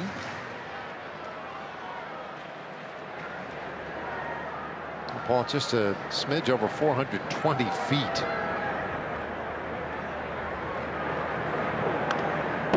Fouled away, 1-1. Well, on that homer, you might have seen that Kolak's day might be done. Well, yeah, Steven Cruz picked up a ball out there. Okay, so that's interesting. 86 pitches for Kolak.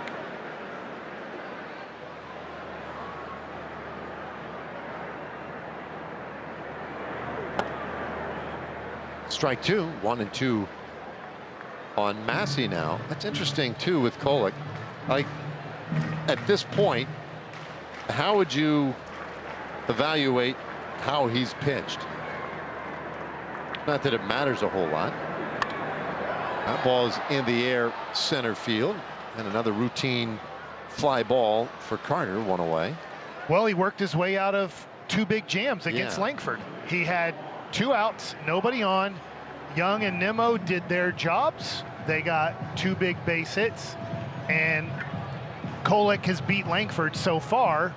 He drew the walk his first at bat, had a good walk his first at bat, but in 2 big situations where the Rangers could have kind of taken this game and pushed it to a really tough score for Kansas City, he was able to get out of those situations. So you go 5 innings, you give up 2 runs, and only one of them being earned because you had the pick to first, which was his own error, but then you had the stolen base to third, which is thrown into the outfield. So I'd say he battled his way to a chance to give his team a win. Well, this ball's hit well to center field, and that will take Carter all the way back out to the wall, and he makes the catch for the second out of the inning. It's still a deep center field. They did not move the wall at all in center field. This is a good job on going back here. He gets a good read, good jump. He takes 2 looks at the wall, knows he has just enough room. Makes a nice play and protects himself. Evo likes it. 2 away, and here is Kyle Isbell. Yeah, I'd say with Kolak, the Rangers 1 for 5 with runners in scoring position against him. I mean, the damage could have been more. Yes. I think we could acknowledge that. But you also have to give a guy credit for getting out of those spots. 2-1, Rangers on top. But he also had first and third and nobody out in the second inning after already giving up a run. So worked out of some big jams. Bouncer up the middle. Seager positioned well, has it, throws out Isbell, and the inning is done. The Caglione homer though gets Kansas City on the board. We've played 5 so far tonight. It's a 2-1 game.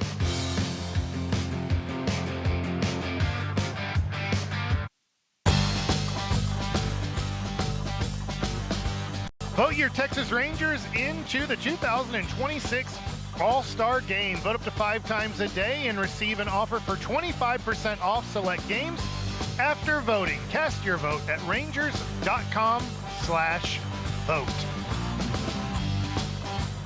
There's a candidate right there. Ezekiel Duran, 1 for 2 so far today. Now check this out. He's on the ballot as a second baseman. His 35 RBIs and his OPS of over 800. The highest among second basemen on the American League All-Star ballot. 2 numbers it might, he might consider as legitimate candidacy for Duran. There aren't a whole lot of productive second basemen right now going in the American League. No, and we really do have to pump him up just because he's not a known name in the game. Yes, he's been with the Rangers for a while now in the Joey Gallo trade, but I'm sure if you're around the country or you're got the MLB package and you're kind of like, wait, Ezekiel Duran, second base. Wait, those numbers. Maybe I should throw a vote in there for him. Well, I think that's a pretty good idea. Steven Cruz, his vote doesn't really count. He just struck him out. which is kind of rude given our conversation. Cruz just in the game as Kolek relieved here tonight. And Cruz gets his first man. With Duran retired, here's Berger, and he rips one out into left field, but Collins is there. Oh, that one almost got over his head. Wow. Oh, nice defensive play by Isaac Collins. The rising fastball that Berger hit. Boy. Not sure what the pitch was, but that's the way he hit it. That scared Collins pretty good there. That ball had quite a bit of backspin, I think. Golly, that would just, my heart would be thumping out there the whole time, even after making the play. Here's Evan Carter. And he pops that one foul. Yeah, Strike one. I think on the board there it said it was hit 113 or 110 with a launch angle of 10 degrees. And on the rise, yeah, it seemed. 1-1 to Evan. Well, Carter right now is the difference in this game. He had the base hit in the 4th inning, and then the threat of his wheels and his actual wheels ended up creating a run. And he lifts this high in the air, right side of the infield. A little pop up for Massey. Boy, and the Rangers go quietly. Steven Cruz, very effective in his first inning of relief. Bottom of the 6th inning coming in Kansas City. It's 2-1.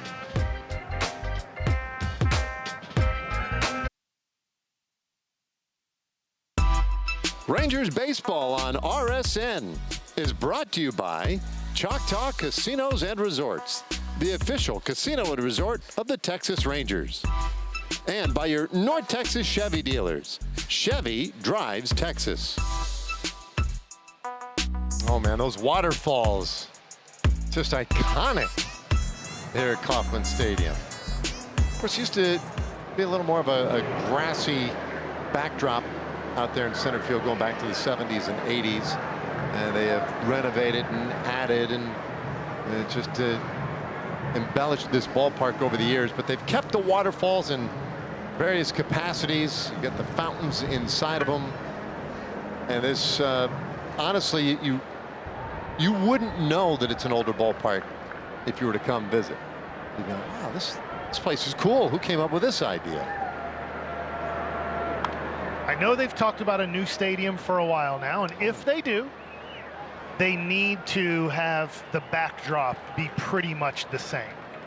Got to work in the waterfalls and fountains. And not like one that's just 10 feet wide somewhere where it's like, oh, look, we left one in here.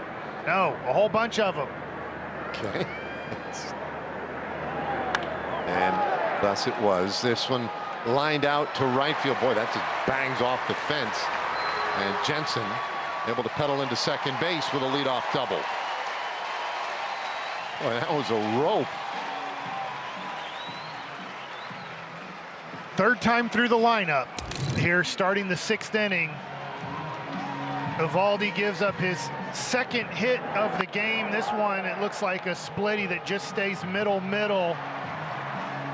And luckily it stays in the park. This was just about 5 feet away from getting over a lower fence. You talked about that earlier, that they lowered the fence a little bit. Yeah. 8.5 feet now around the outfield, except in center where it still gets a little bit higher than that. It used to be 10 feet all the way around here.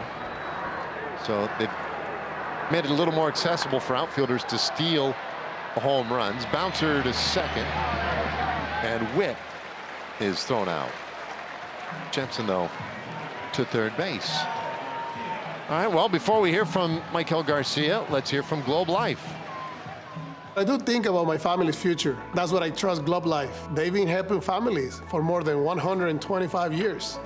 Globe Life, make tomorrow better. Very productive out. Great job of hitting by Witt. And move the runner to third. Big runner, too. Garcia now takes low for a ball. A fly ball here ties a game. That's not, I mean, that's meaningful to get Jensen from second to third base in that spot. Especially the way this ballpark plays. 1-1 on Garcia, who, by the way, is 0 for 2 today with a couple of strikeouts. Really good pitch there is you go slide step, you go as fast as you can to home plate, and then you throw a splitter.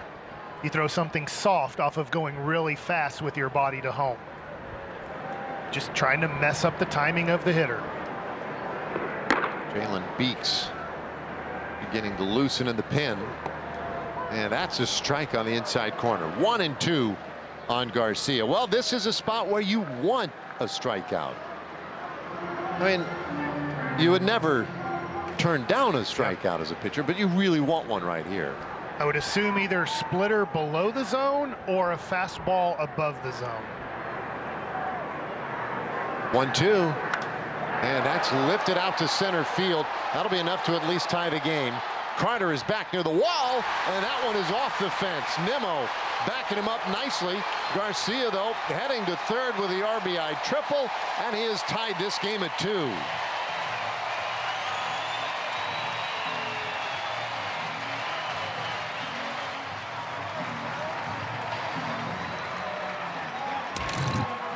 Well, he hits this ball well, trying to get the ball above the zone. It doesn't get there. That ball, Evaldi would tell you, does not need to be a strike. It needs to be another 5 to 7 inches higher. And Carter got a little bit worried about that wall there. Maybe had another step to make that play. Garcia all smiles down at third base with that big game-tying triple. And so Jordan Teague's out to the mound, and Teagues, Evaldi, and Higashioka talking things over out there.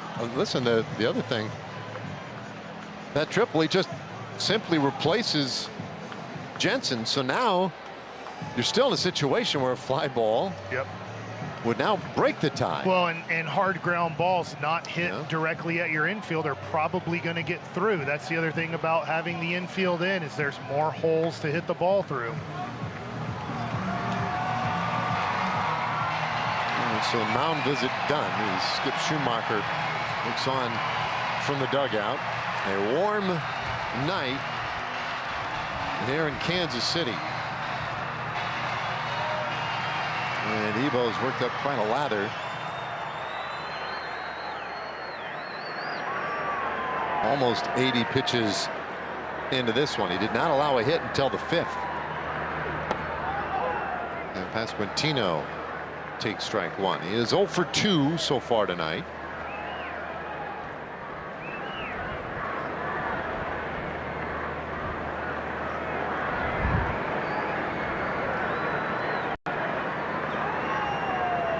One strike pitch and a big swing and a miss. Boy, did he go up after that one. I wonder what he saw there, because it's a cutter at 89. Now you can see Evaldi misses his spot tremendously. Luckily gets it high enough, but you want another bad swing like that if you're the pitcher. There it comes, and that's outside. 1-2. So when you were pitching, if you got a swing like that, was there something that you would think of trying then? Well, I would think he didn't see the spin on that pitch. He obviously did not see that pitch well. Can I go back to it? 1-2. He has gone to it, but he's tried to throw it below the zone. I love where Evo's trying to get the chase. He hasn't got it. Tried to go up on Garcia and didn't get it up. So maybe right here he's just thinking, I'm going to stick with what I do best in 2026, and that's throw at the bottom of the zone or below the zone soft. That's 2-2. Man, that's what he tried to do again. That time the curveball, and it's pulled foul. So he has him out in front now, right? He has the curveball, slow 77 below the zone. He makes hard contact, but way out in front. Right here, can I throw a splitter down and away, or can I elevate, but I have to get it above the zone? I don't know. For me, I want to go up here. But like you say, you got to be committed. You got to get way up there. That one's fouled off. He did not get that very far up. That was belt high. And maybe he just doesn't feel comfortable. Now, Higgy's not setting up high there. His glove was low. He wasn't asking for the ball up, and you're not giving anything away. There's not a runner on second base. All right, Garcia is the runner at third, a 2-2 game. Big pitch, and that is in the air center field. Carter chasing it back near the wall. That's over his head and then over the wall. That is a book rule double, and it's given Kansas City their first lead tonight. They're on top 3-2. And the Sasquatch, or rather the Pasquatch, drives in the go-ahead run. Yeah, there he is. Go back to your room. Well, the Royals have driven the ball well to center field in this inning. Now, that being said, Carter did not get a good read on this. You can see him turn 2 different times there, 1 time.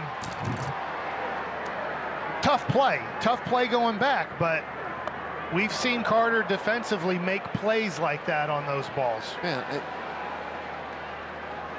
not for nothing, but I feel like we've talked a lot the last couple of weeks about the depth of outfielders around the league, and certainly the Rangers have played deeper.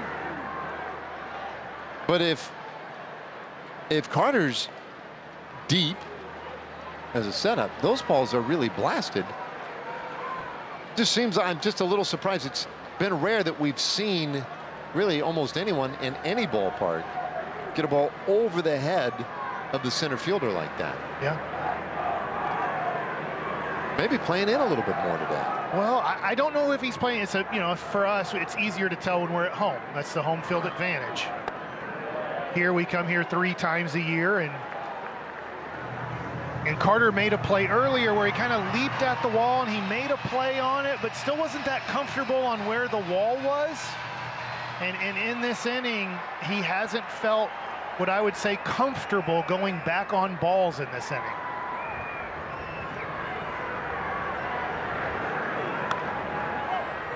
Well, this one is popped straight up in the air near first base. Berger into foul ground, makes the catch, and Perez is retired, 2 away. Well, brings up Caglione. He had a home run last inning. And that broke up at the time, the shutout, the no-hitter. They have since added 2 doubles and a triple. So all extra base hits against Eovaldi. That home run by Caglione also put an end to that long stretch of scoreless innings by Rangers starters against Kansas City, and it ended at, what was it, 23 innings? Yeah, 22 plus. 22 plus, okay. Well, the lights turned off here in Kansas City, and Jalen Beeks will be coming on to pitch when we return.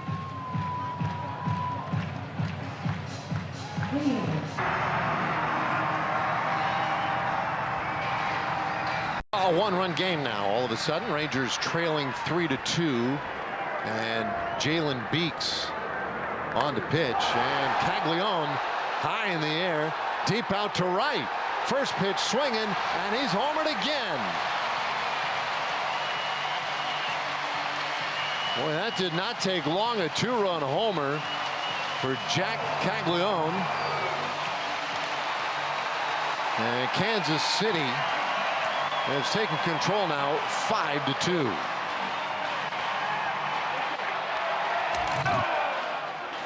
Well, first pitch, and that is not where Beeks wanted to go. Caglione squares it up 105, and didn't matter if they pulled the infield or the outfield in there. The outfield fence. Next pitch swinging. Massey rips it out over the head of Nimmo.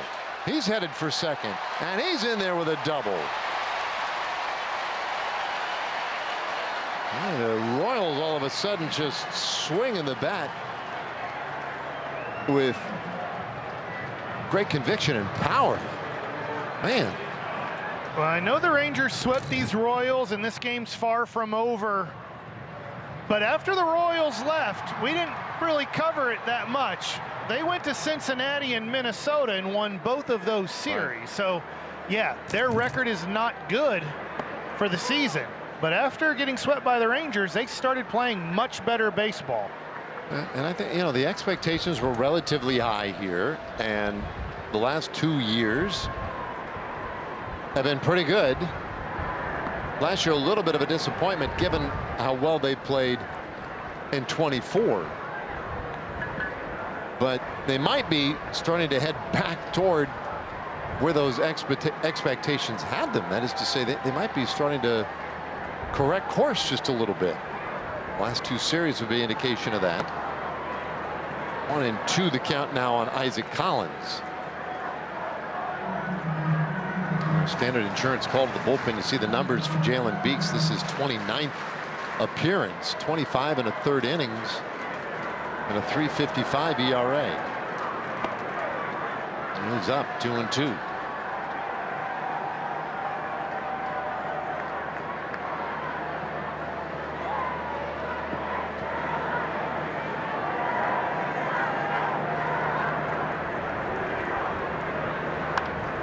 Bouncer, third base. Young sets up, long throw, and that is in time to end the inning. But a 4-run uprising by the Royals. They have taken control of the game. We head to the 7th in Kansas City. It's 5-2.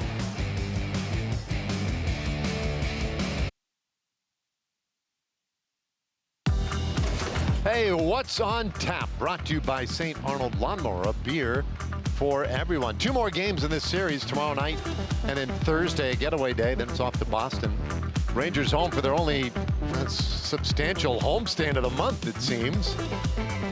The Twins and the Padres coming to town. Then it's another 3-city trip. Quite the June schedule.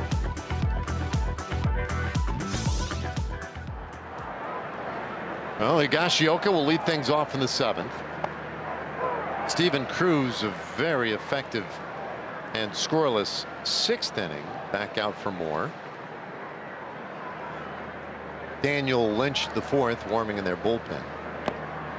And the count 0-2 on Higgy.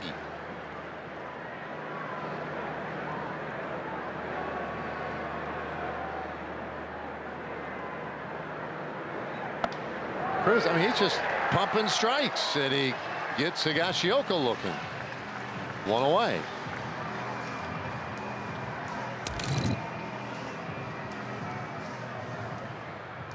Cruz, a pretty tall guy, and I guess that's going to be it. I'm kind of glad. Thank you. Yes. Good job. Yeah. Get out of here. Yeah, it didn't. You've been honestly, doing too good. I don't know that he would give up a hit if he stayed in there. So he's gone. And so are the shirts for the boys up on the 3rd deck. It's tarps off in Kansas City in a 5-2 game.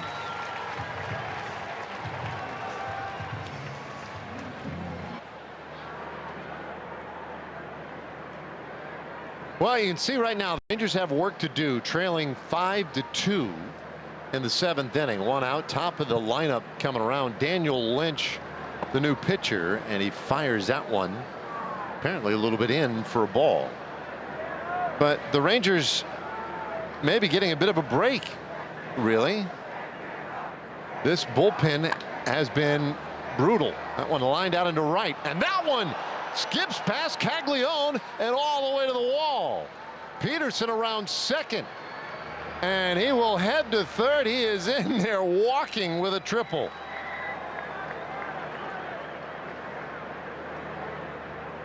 Wow. Well, maybe a slight opening in the door. Yeah. Well, you get a base hit here. This is going to be a single, but Caglione in between, then looks like he kind of trips on his own feet for a second there, and the ball gets by him. Well, I'll tell you what, Steven Cruz was dominant. Faced 4 hitters, retired all 4, was throwing nothing but strikes. He threw 1 ball. That's true. He did miss with 1. Lynch just missed with 1 there, and it's 2-0. But taking him out of the ball game might be the biggest blessing the Rangers have gotten. That one hit sharply down to 1st. That'll get a run to the plate. 2 away. as Pasquantino retires Seager, but Seager picks up the RBI, and it's 5-3. Yeah, you'd love to get a hit there, but great job by Seager with the infield back, hitting the ball hard and getting a run on the board. And the Royals, we saw it in Arlington, they do not have the strongest late inning bullpen. Sorry, that was rude. Here's the pitch from Lynch, and that one misses low for a ball. Listen, you know, you're not guaranteed anything. And Lynch misses outside. The ninth inning will happen at some point today. The Royals have a 7.61 ERA in the ninth. 2-1 to count. And that's just one of the symptoms of having a really shaky bullpen. Rangers, they do their best work late usually. That's outside. 3-1.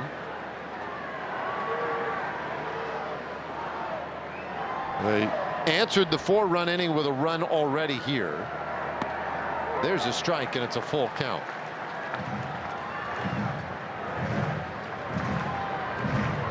Young 2 for 3, but now with 2 strikes, this is where he does his thing.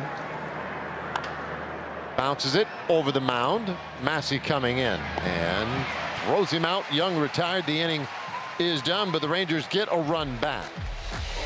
We head to the bottom of the 7th. Stretch time in Kansas City in a 2-run game.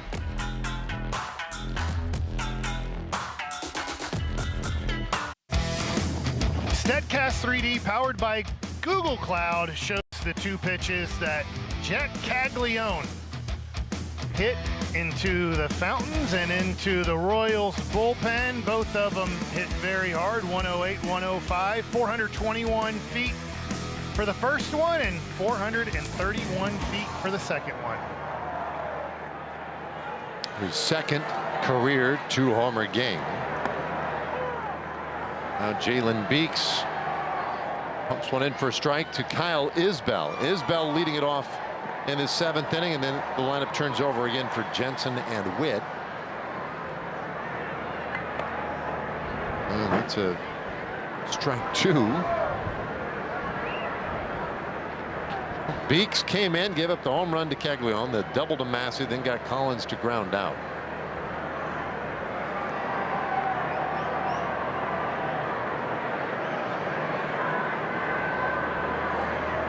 Now Schumacher hoping to get a little more out of him.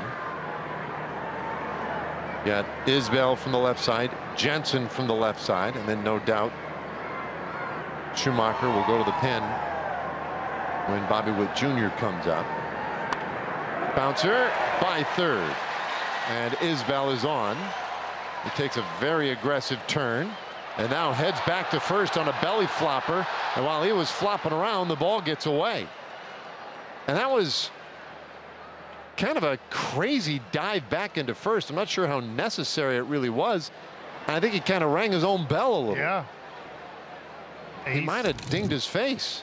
This is a great job of hitting with Young playing more towards the shortstop position. Langford does a nice job of cutting this ball off, getting it in quickly, but it's an in-between hop for Duran. He can't catch it. Luckily, Isabel, we'll see here what happens. Like the dive back, it was like, it was his leg right there stopping. Something with his leg. Yeah, you're right. Because when he went flopping back into the bag, it was almost like he threw himself down out of frustration. I was like, what is he doing? It's a little Pete Rose-ish. Yeah, but it was, again, with the focus being more on dropping as opposed to headlong toward the bag. But he obviously tweaked an ankle or something there trying to stop. So he's lifted for a runner. Tolbert, who is very speedy. And you see, I don't know what it was. Yeah, as he was... There was no obvious roll. No, right. As he made the turn, when he hit first base and made the turn, something hurt. Yeah. So Tolbert, who does have really good speed, is the runner. Beeks with a long hold in the pitch. fouled over to the left side. I'm just kind of spitballing here, Mike, but Beeks, the way he hides that ball down by his belly or his rib cage, right, and then uncoils and pitches, it seems like there's a certain length of time that process takes. So once he starts the motion, like that, it's not a quick delivery. Like you wouldn't have a slide step, really, right? I think you're right. That hesitation there probably makes it tougher for him to be quick to the plate. Now, as a lefty, you can get away with it more because you are looking at the runner. You can then step somewhat towards first base and make your pick move. But yeah, for guys like, Witt. This ball lined out to right field. Nimmo angles back and makes the catch. One away.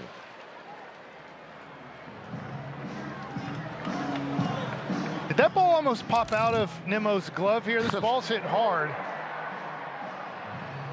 Yeah, that ball didn't want. That ball might not have wanted to stick in that glove. Thank God it did. Whew, right there, it was rolling out. All right, well, the Jake breaks on and stopped just in the nick of time. Bobby Witt Jr. is due up, so Beeks is done. Rangers to the pen for a right-hander in a 5-3 game.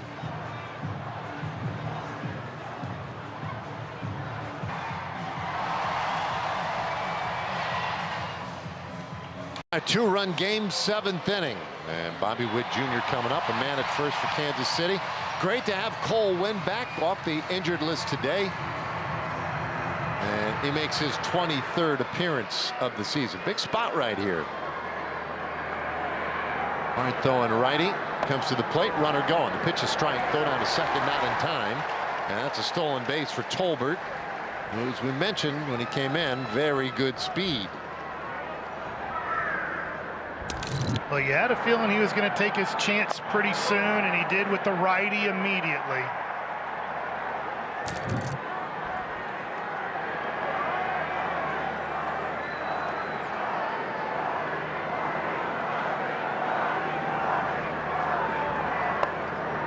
That one is off the plate. You can always tell as a pitcher, you already know Tolbert's really fast, when a guy's a big stolen base threat. They do not get a lead at the back of the base at second. Tolbert's lead is directly towards third base. He's trying to make it the shortest distance as possible to steal third base. 1-1, and that's very high. 2-1. I feel like maybe it was a couple summers ago here.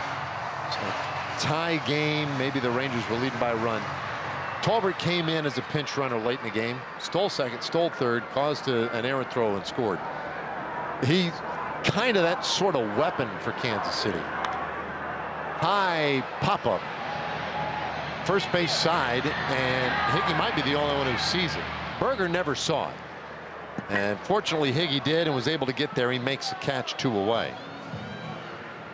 I saw Berger arms out to his side as if to say, no chance. It is a tough sky right now.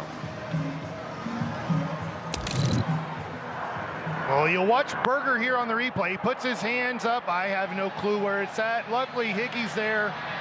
Cole Winn sees it, but does the right thing and gets out of the way for his catcher. Now Winn was deemed to have missed the Pitch is inside called corner. a ball. The catch is challenging. But Higgy says, I'd like to overrule that. I'll challenge this, an ABS challenge, and he did miss. Pitch is the ball. Texas has 1 challenge remaining. The Rangers lose a challenge. I like that one there, though. You talk about batting average against 0-1 versus 1-0. It changes a lot.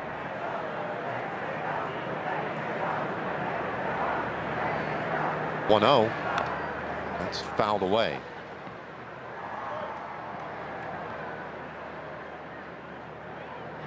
Garcia had the big triple in the 6th inning. The time, I think Kansas City was just hoping for a ball in the air.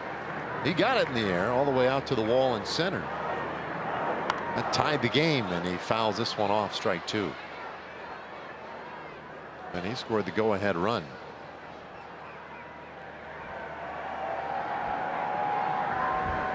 You know, looking at Carter right now, he might be playing a few steps more in than normal. Even though he's had a tough time going back on the ball, he seems to be 3 or 4 steps more in right now. 1-2 pitch. Chopper, shortstop.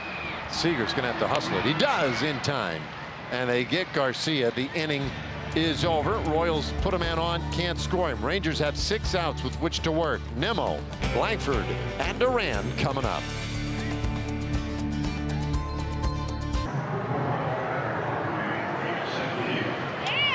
Top of the 8th inning here in Kauffman Stadium. Brandon Nimmo leading things off. And when Skip Schumacher was asked about Nimmo's performance at the plate over the last couple of weeks, Skip came prepared. He said he has an 880 expected OPS. He's top 20 in the league in that category. And he also has the largest separation between expected and real OPS in the majors. He said he actually dug into those numbers recently because he wanted to find stuff to help motivate him, to make him understand that he's not as far off as he thinks he is. So yes, Nimmo is going through a bit of a slump, but Skip says he thinks he's going to get hot again. And he does have 2 hits in his last 2 at-bats, and this is a big moment for him right here. Well, he's been the leadoff hitter for the Rangers at times this year and trying to lead off the 8th inning and get on base. Oh, this one rocketed up the middle right past Lynch. But Wynn was there and throws out Nimmo, 1 away. Lynch right now can laugh about it, but that one almost got him.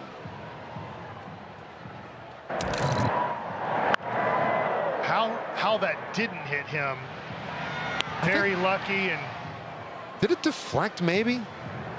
It looked like it grazed the forearm maybe. Well, it didn't matter. Either way, he was going to be coming out of the ball game. John Schreiber had been warming in the bullpen, and he's coming on for Kansas City in the 8th.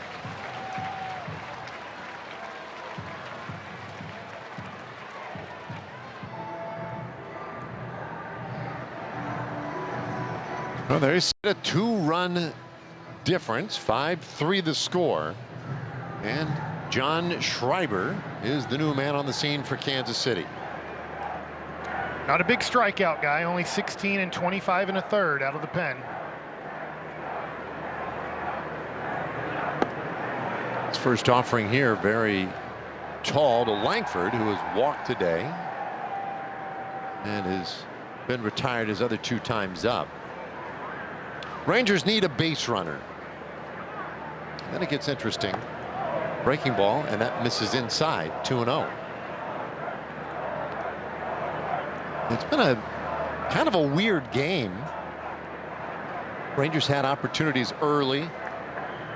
Didn't cash all of them in, but had the early lead. There's a strike, 2-1. Then Kansas City got back in it, and they just absolutely plastered the ball all over the place. And they managed 5 runs from it, and that's not bad. But as hard as they've hit the ball, this is still very much an attainable game.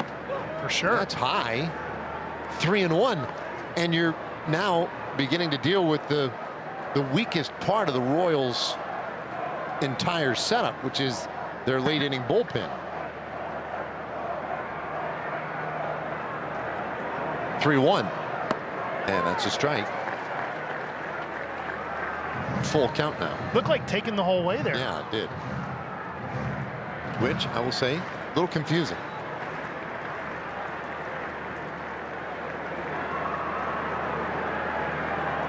The payoff. And that strike 3 called. Langford was on his way to first. He's asking for a challenge, but went too far. Got to be careful with that. Yeah, I think that was a strike all over the dish, too. What's interesting here is, obviously, that's a good pitch, half of it on the corner, but not very aggressive there. 3-1, 3-2 from Langford. No, I'm with you. I'm a little surprised by that. Almost to me, that's kind of, as a pitcher, I'm like, oh, he's just hoping for a walk. No. Well, here's the solution, and Duran takes a breaking ball for a strike. 1 for 3, a double earlier tonight. Trying to work his way on here against Schreiber. And it's poked off the end of the bat, foul.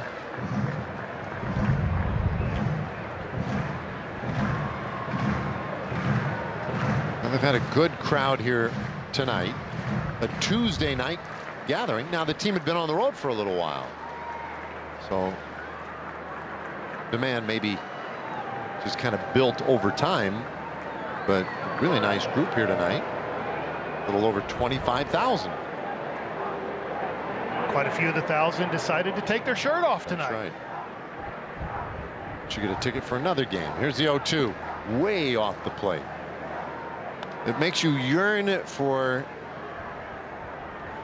the great Mel Allen this week in baseball, because as you and I have discussed over the years, you go back and look at those This Week in Baseball intros and whatnot, and you wondered, like, were guys allowed to come into the ballpark with the shirt on?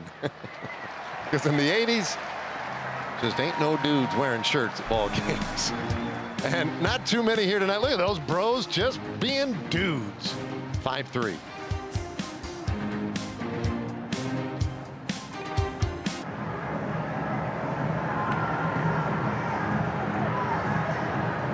By the way, beautiful shots tonight from the drone up above.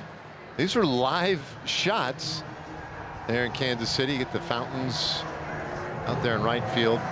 Really spectacular setting for baseball. Robbie Ahlstrom making his third big league appearance here in the 8th inning. Enjoyed watching him throw so far. Hard throwing left-hander, and he goes right after Pasquantino with strike one.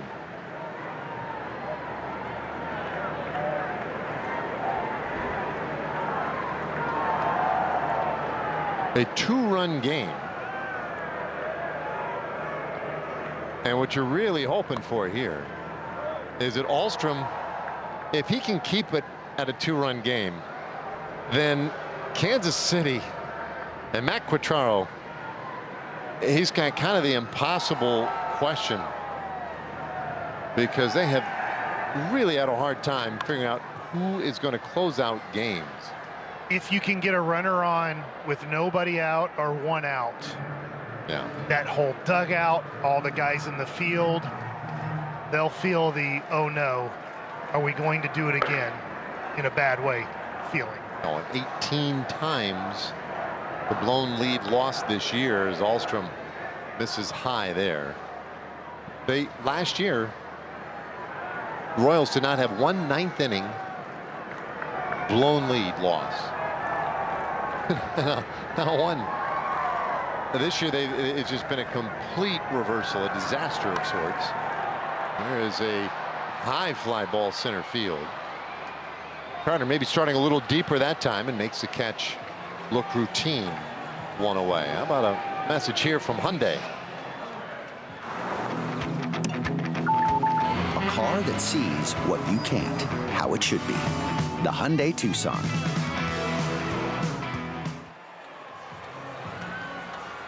Anyway, we saw Alex Lang loosening in their bullpen.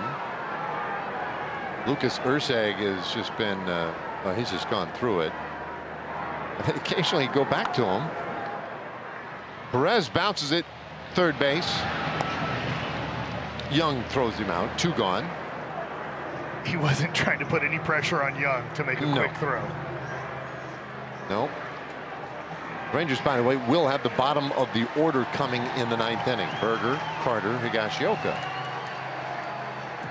Ahlstrom needs one more out. Give the Rangers that chance.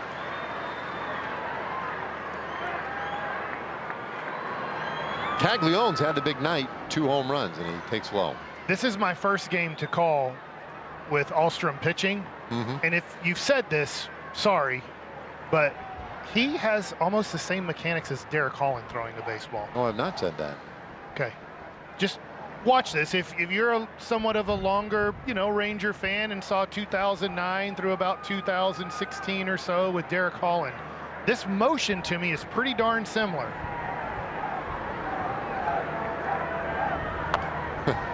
Little bouncer over the mound. Coming in for Duran, but he can't get it cleanly. That's a tough play.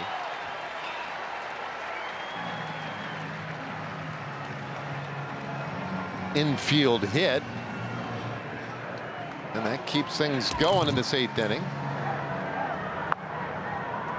Yeah, tough play, especially you saw Zeke. He's playing at the back of the infield dirt in a pull situation. If he makes that play clean, I'm not even sure if he still has a play. Alstrom now deals to Massey upstairs. I just think it's the way the way he takes the ball, the glove, the arm, just the kind of the lean. To me, I'm like watching a clone of Derek Holland pitch right now. It's a good comp. Yeah, I like it. 1-1.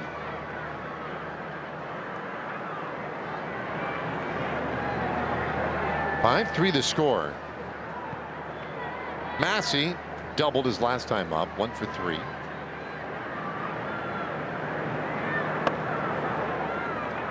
Takes ball 2.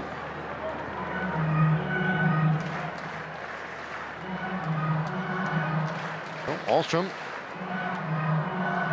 his first 2 relief appearances scoreless, made his Major League debut in St. Louis, and the snap throw over there chases Caglione back. Faced 4 batters in that outing at St. Louis, got all 4 of them. He's 26 years old. Runner goes, and a swing and a miss. Throw down to second, cut off. Was offline anyway. Caglione has his 3rd stolen base of the year. What a day. 2 home runs, an infield hit, and now a stolen base. Yeah, going first move on the lefty. Not a good throw. I don't know if it would have mattered, though. So 2-2 to Massey.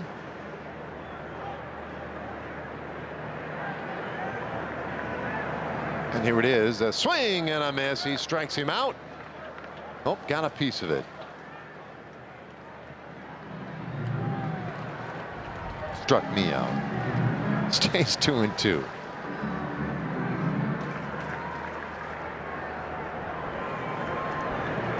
Massey, it's a 9th live. And pops this one up. Right side, and Alstrom makes a catch. Now that's an athlete. And no big deal. All right, inning over. Last chance for the Rangers coming up. Alex Lang. Ooh, boy. It's dicey here in KC.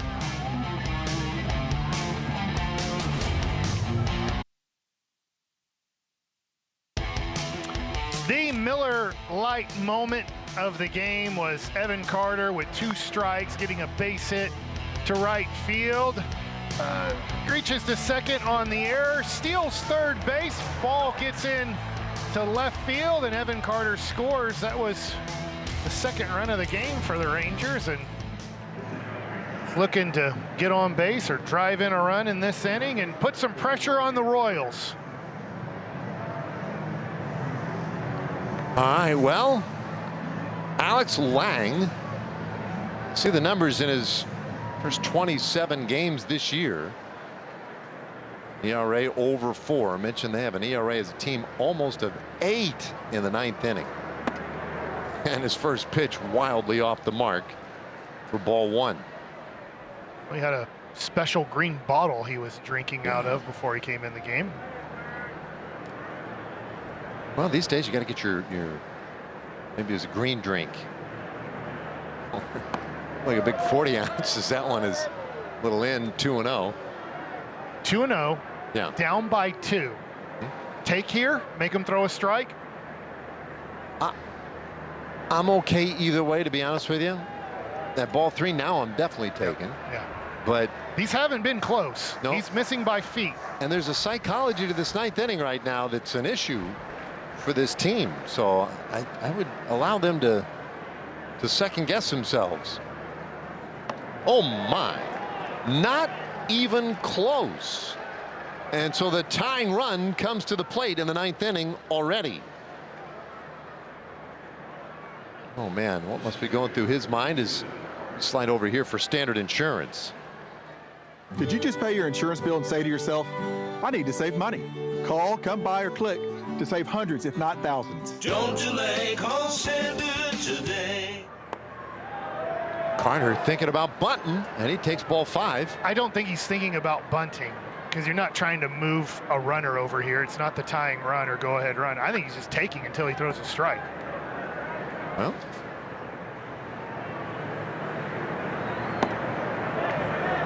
ball 6. So that gets a impromptu meeting on the mound now.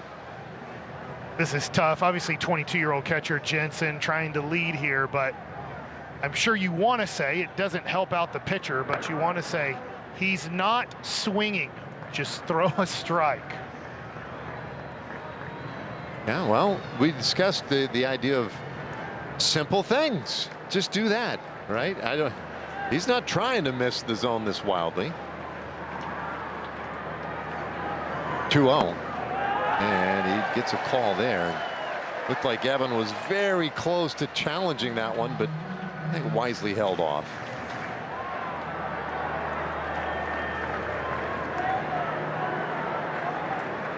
Berger at first, he's not going anywhere. And that's a strike. 2-2, so Lang suddenly finds it.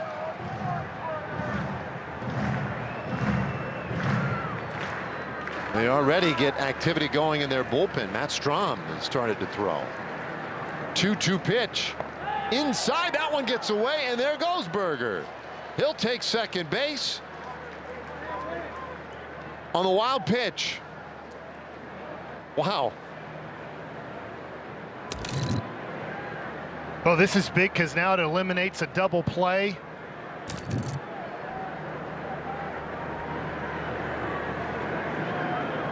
Full count. And the pitch. And Carter lifts it in the air left field. Collins toward the line makes a catch. One away.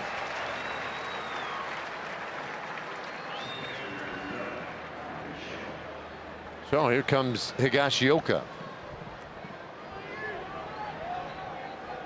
By the way, Kyle Isbell left the game a little bit ago, and Tolbert took over for him in center. Isbell left the game with a left foot plantar fascia injury. Okay. So that's what bothered him going around first. And there's a first pitch strike to Higgy.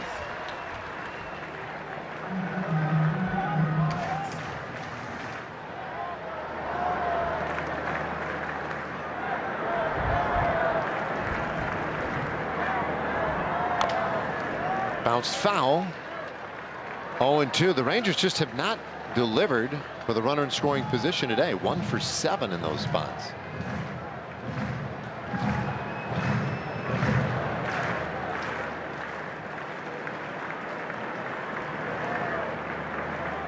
Lang was wild to start the inning. Huffing and puffing the 0-2, and Higgy fouls him off.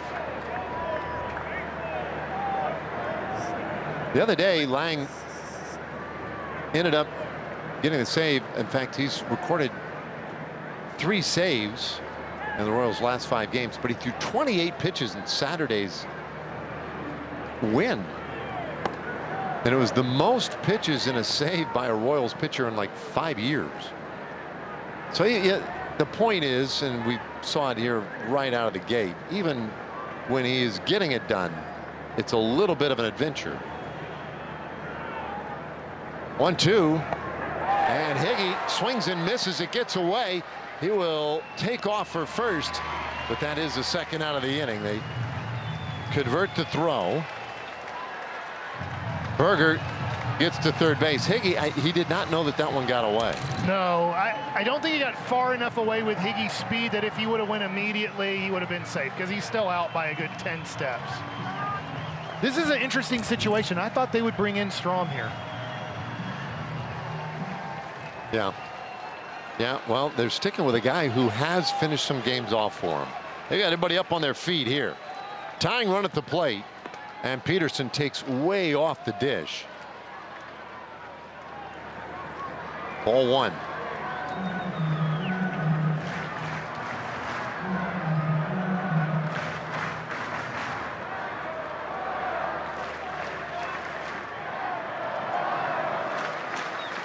Berger is 90 feet away.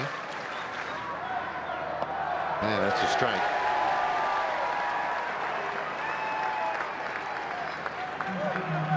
Walk, a wild pitch, a pass ball. He's gotten Berger to third base, but the man that matters right now is at the plate, and that's John. Tripled his last time up. And the Rangers are down to their final strike tonight. Opening game of the series in KC.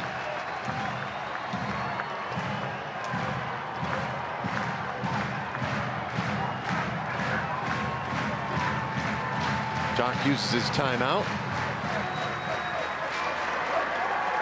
He has been one of the Rangers' offensive leaders in the last month.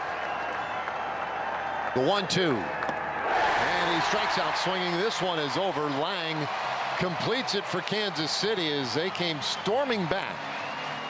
And they take the opener tonight 5-3. Caglione with a big night at the plate with a couple of homers. And Lang finishes it uneventfully in the ninth inning for the Royals. All right, let's take a break. We'll come back and put a wrap on this one in just a moment.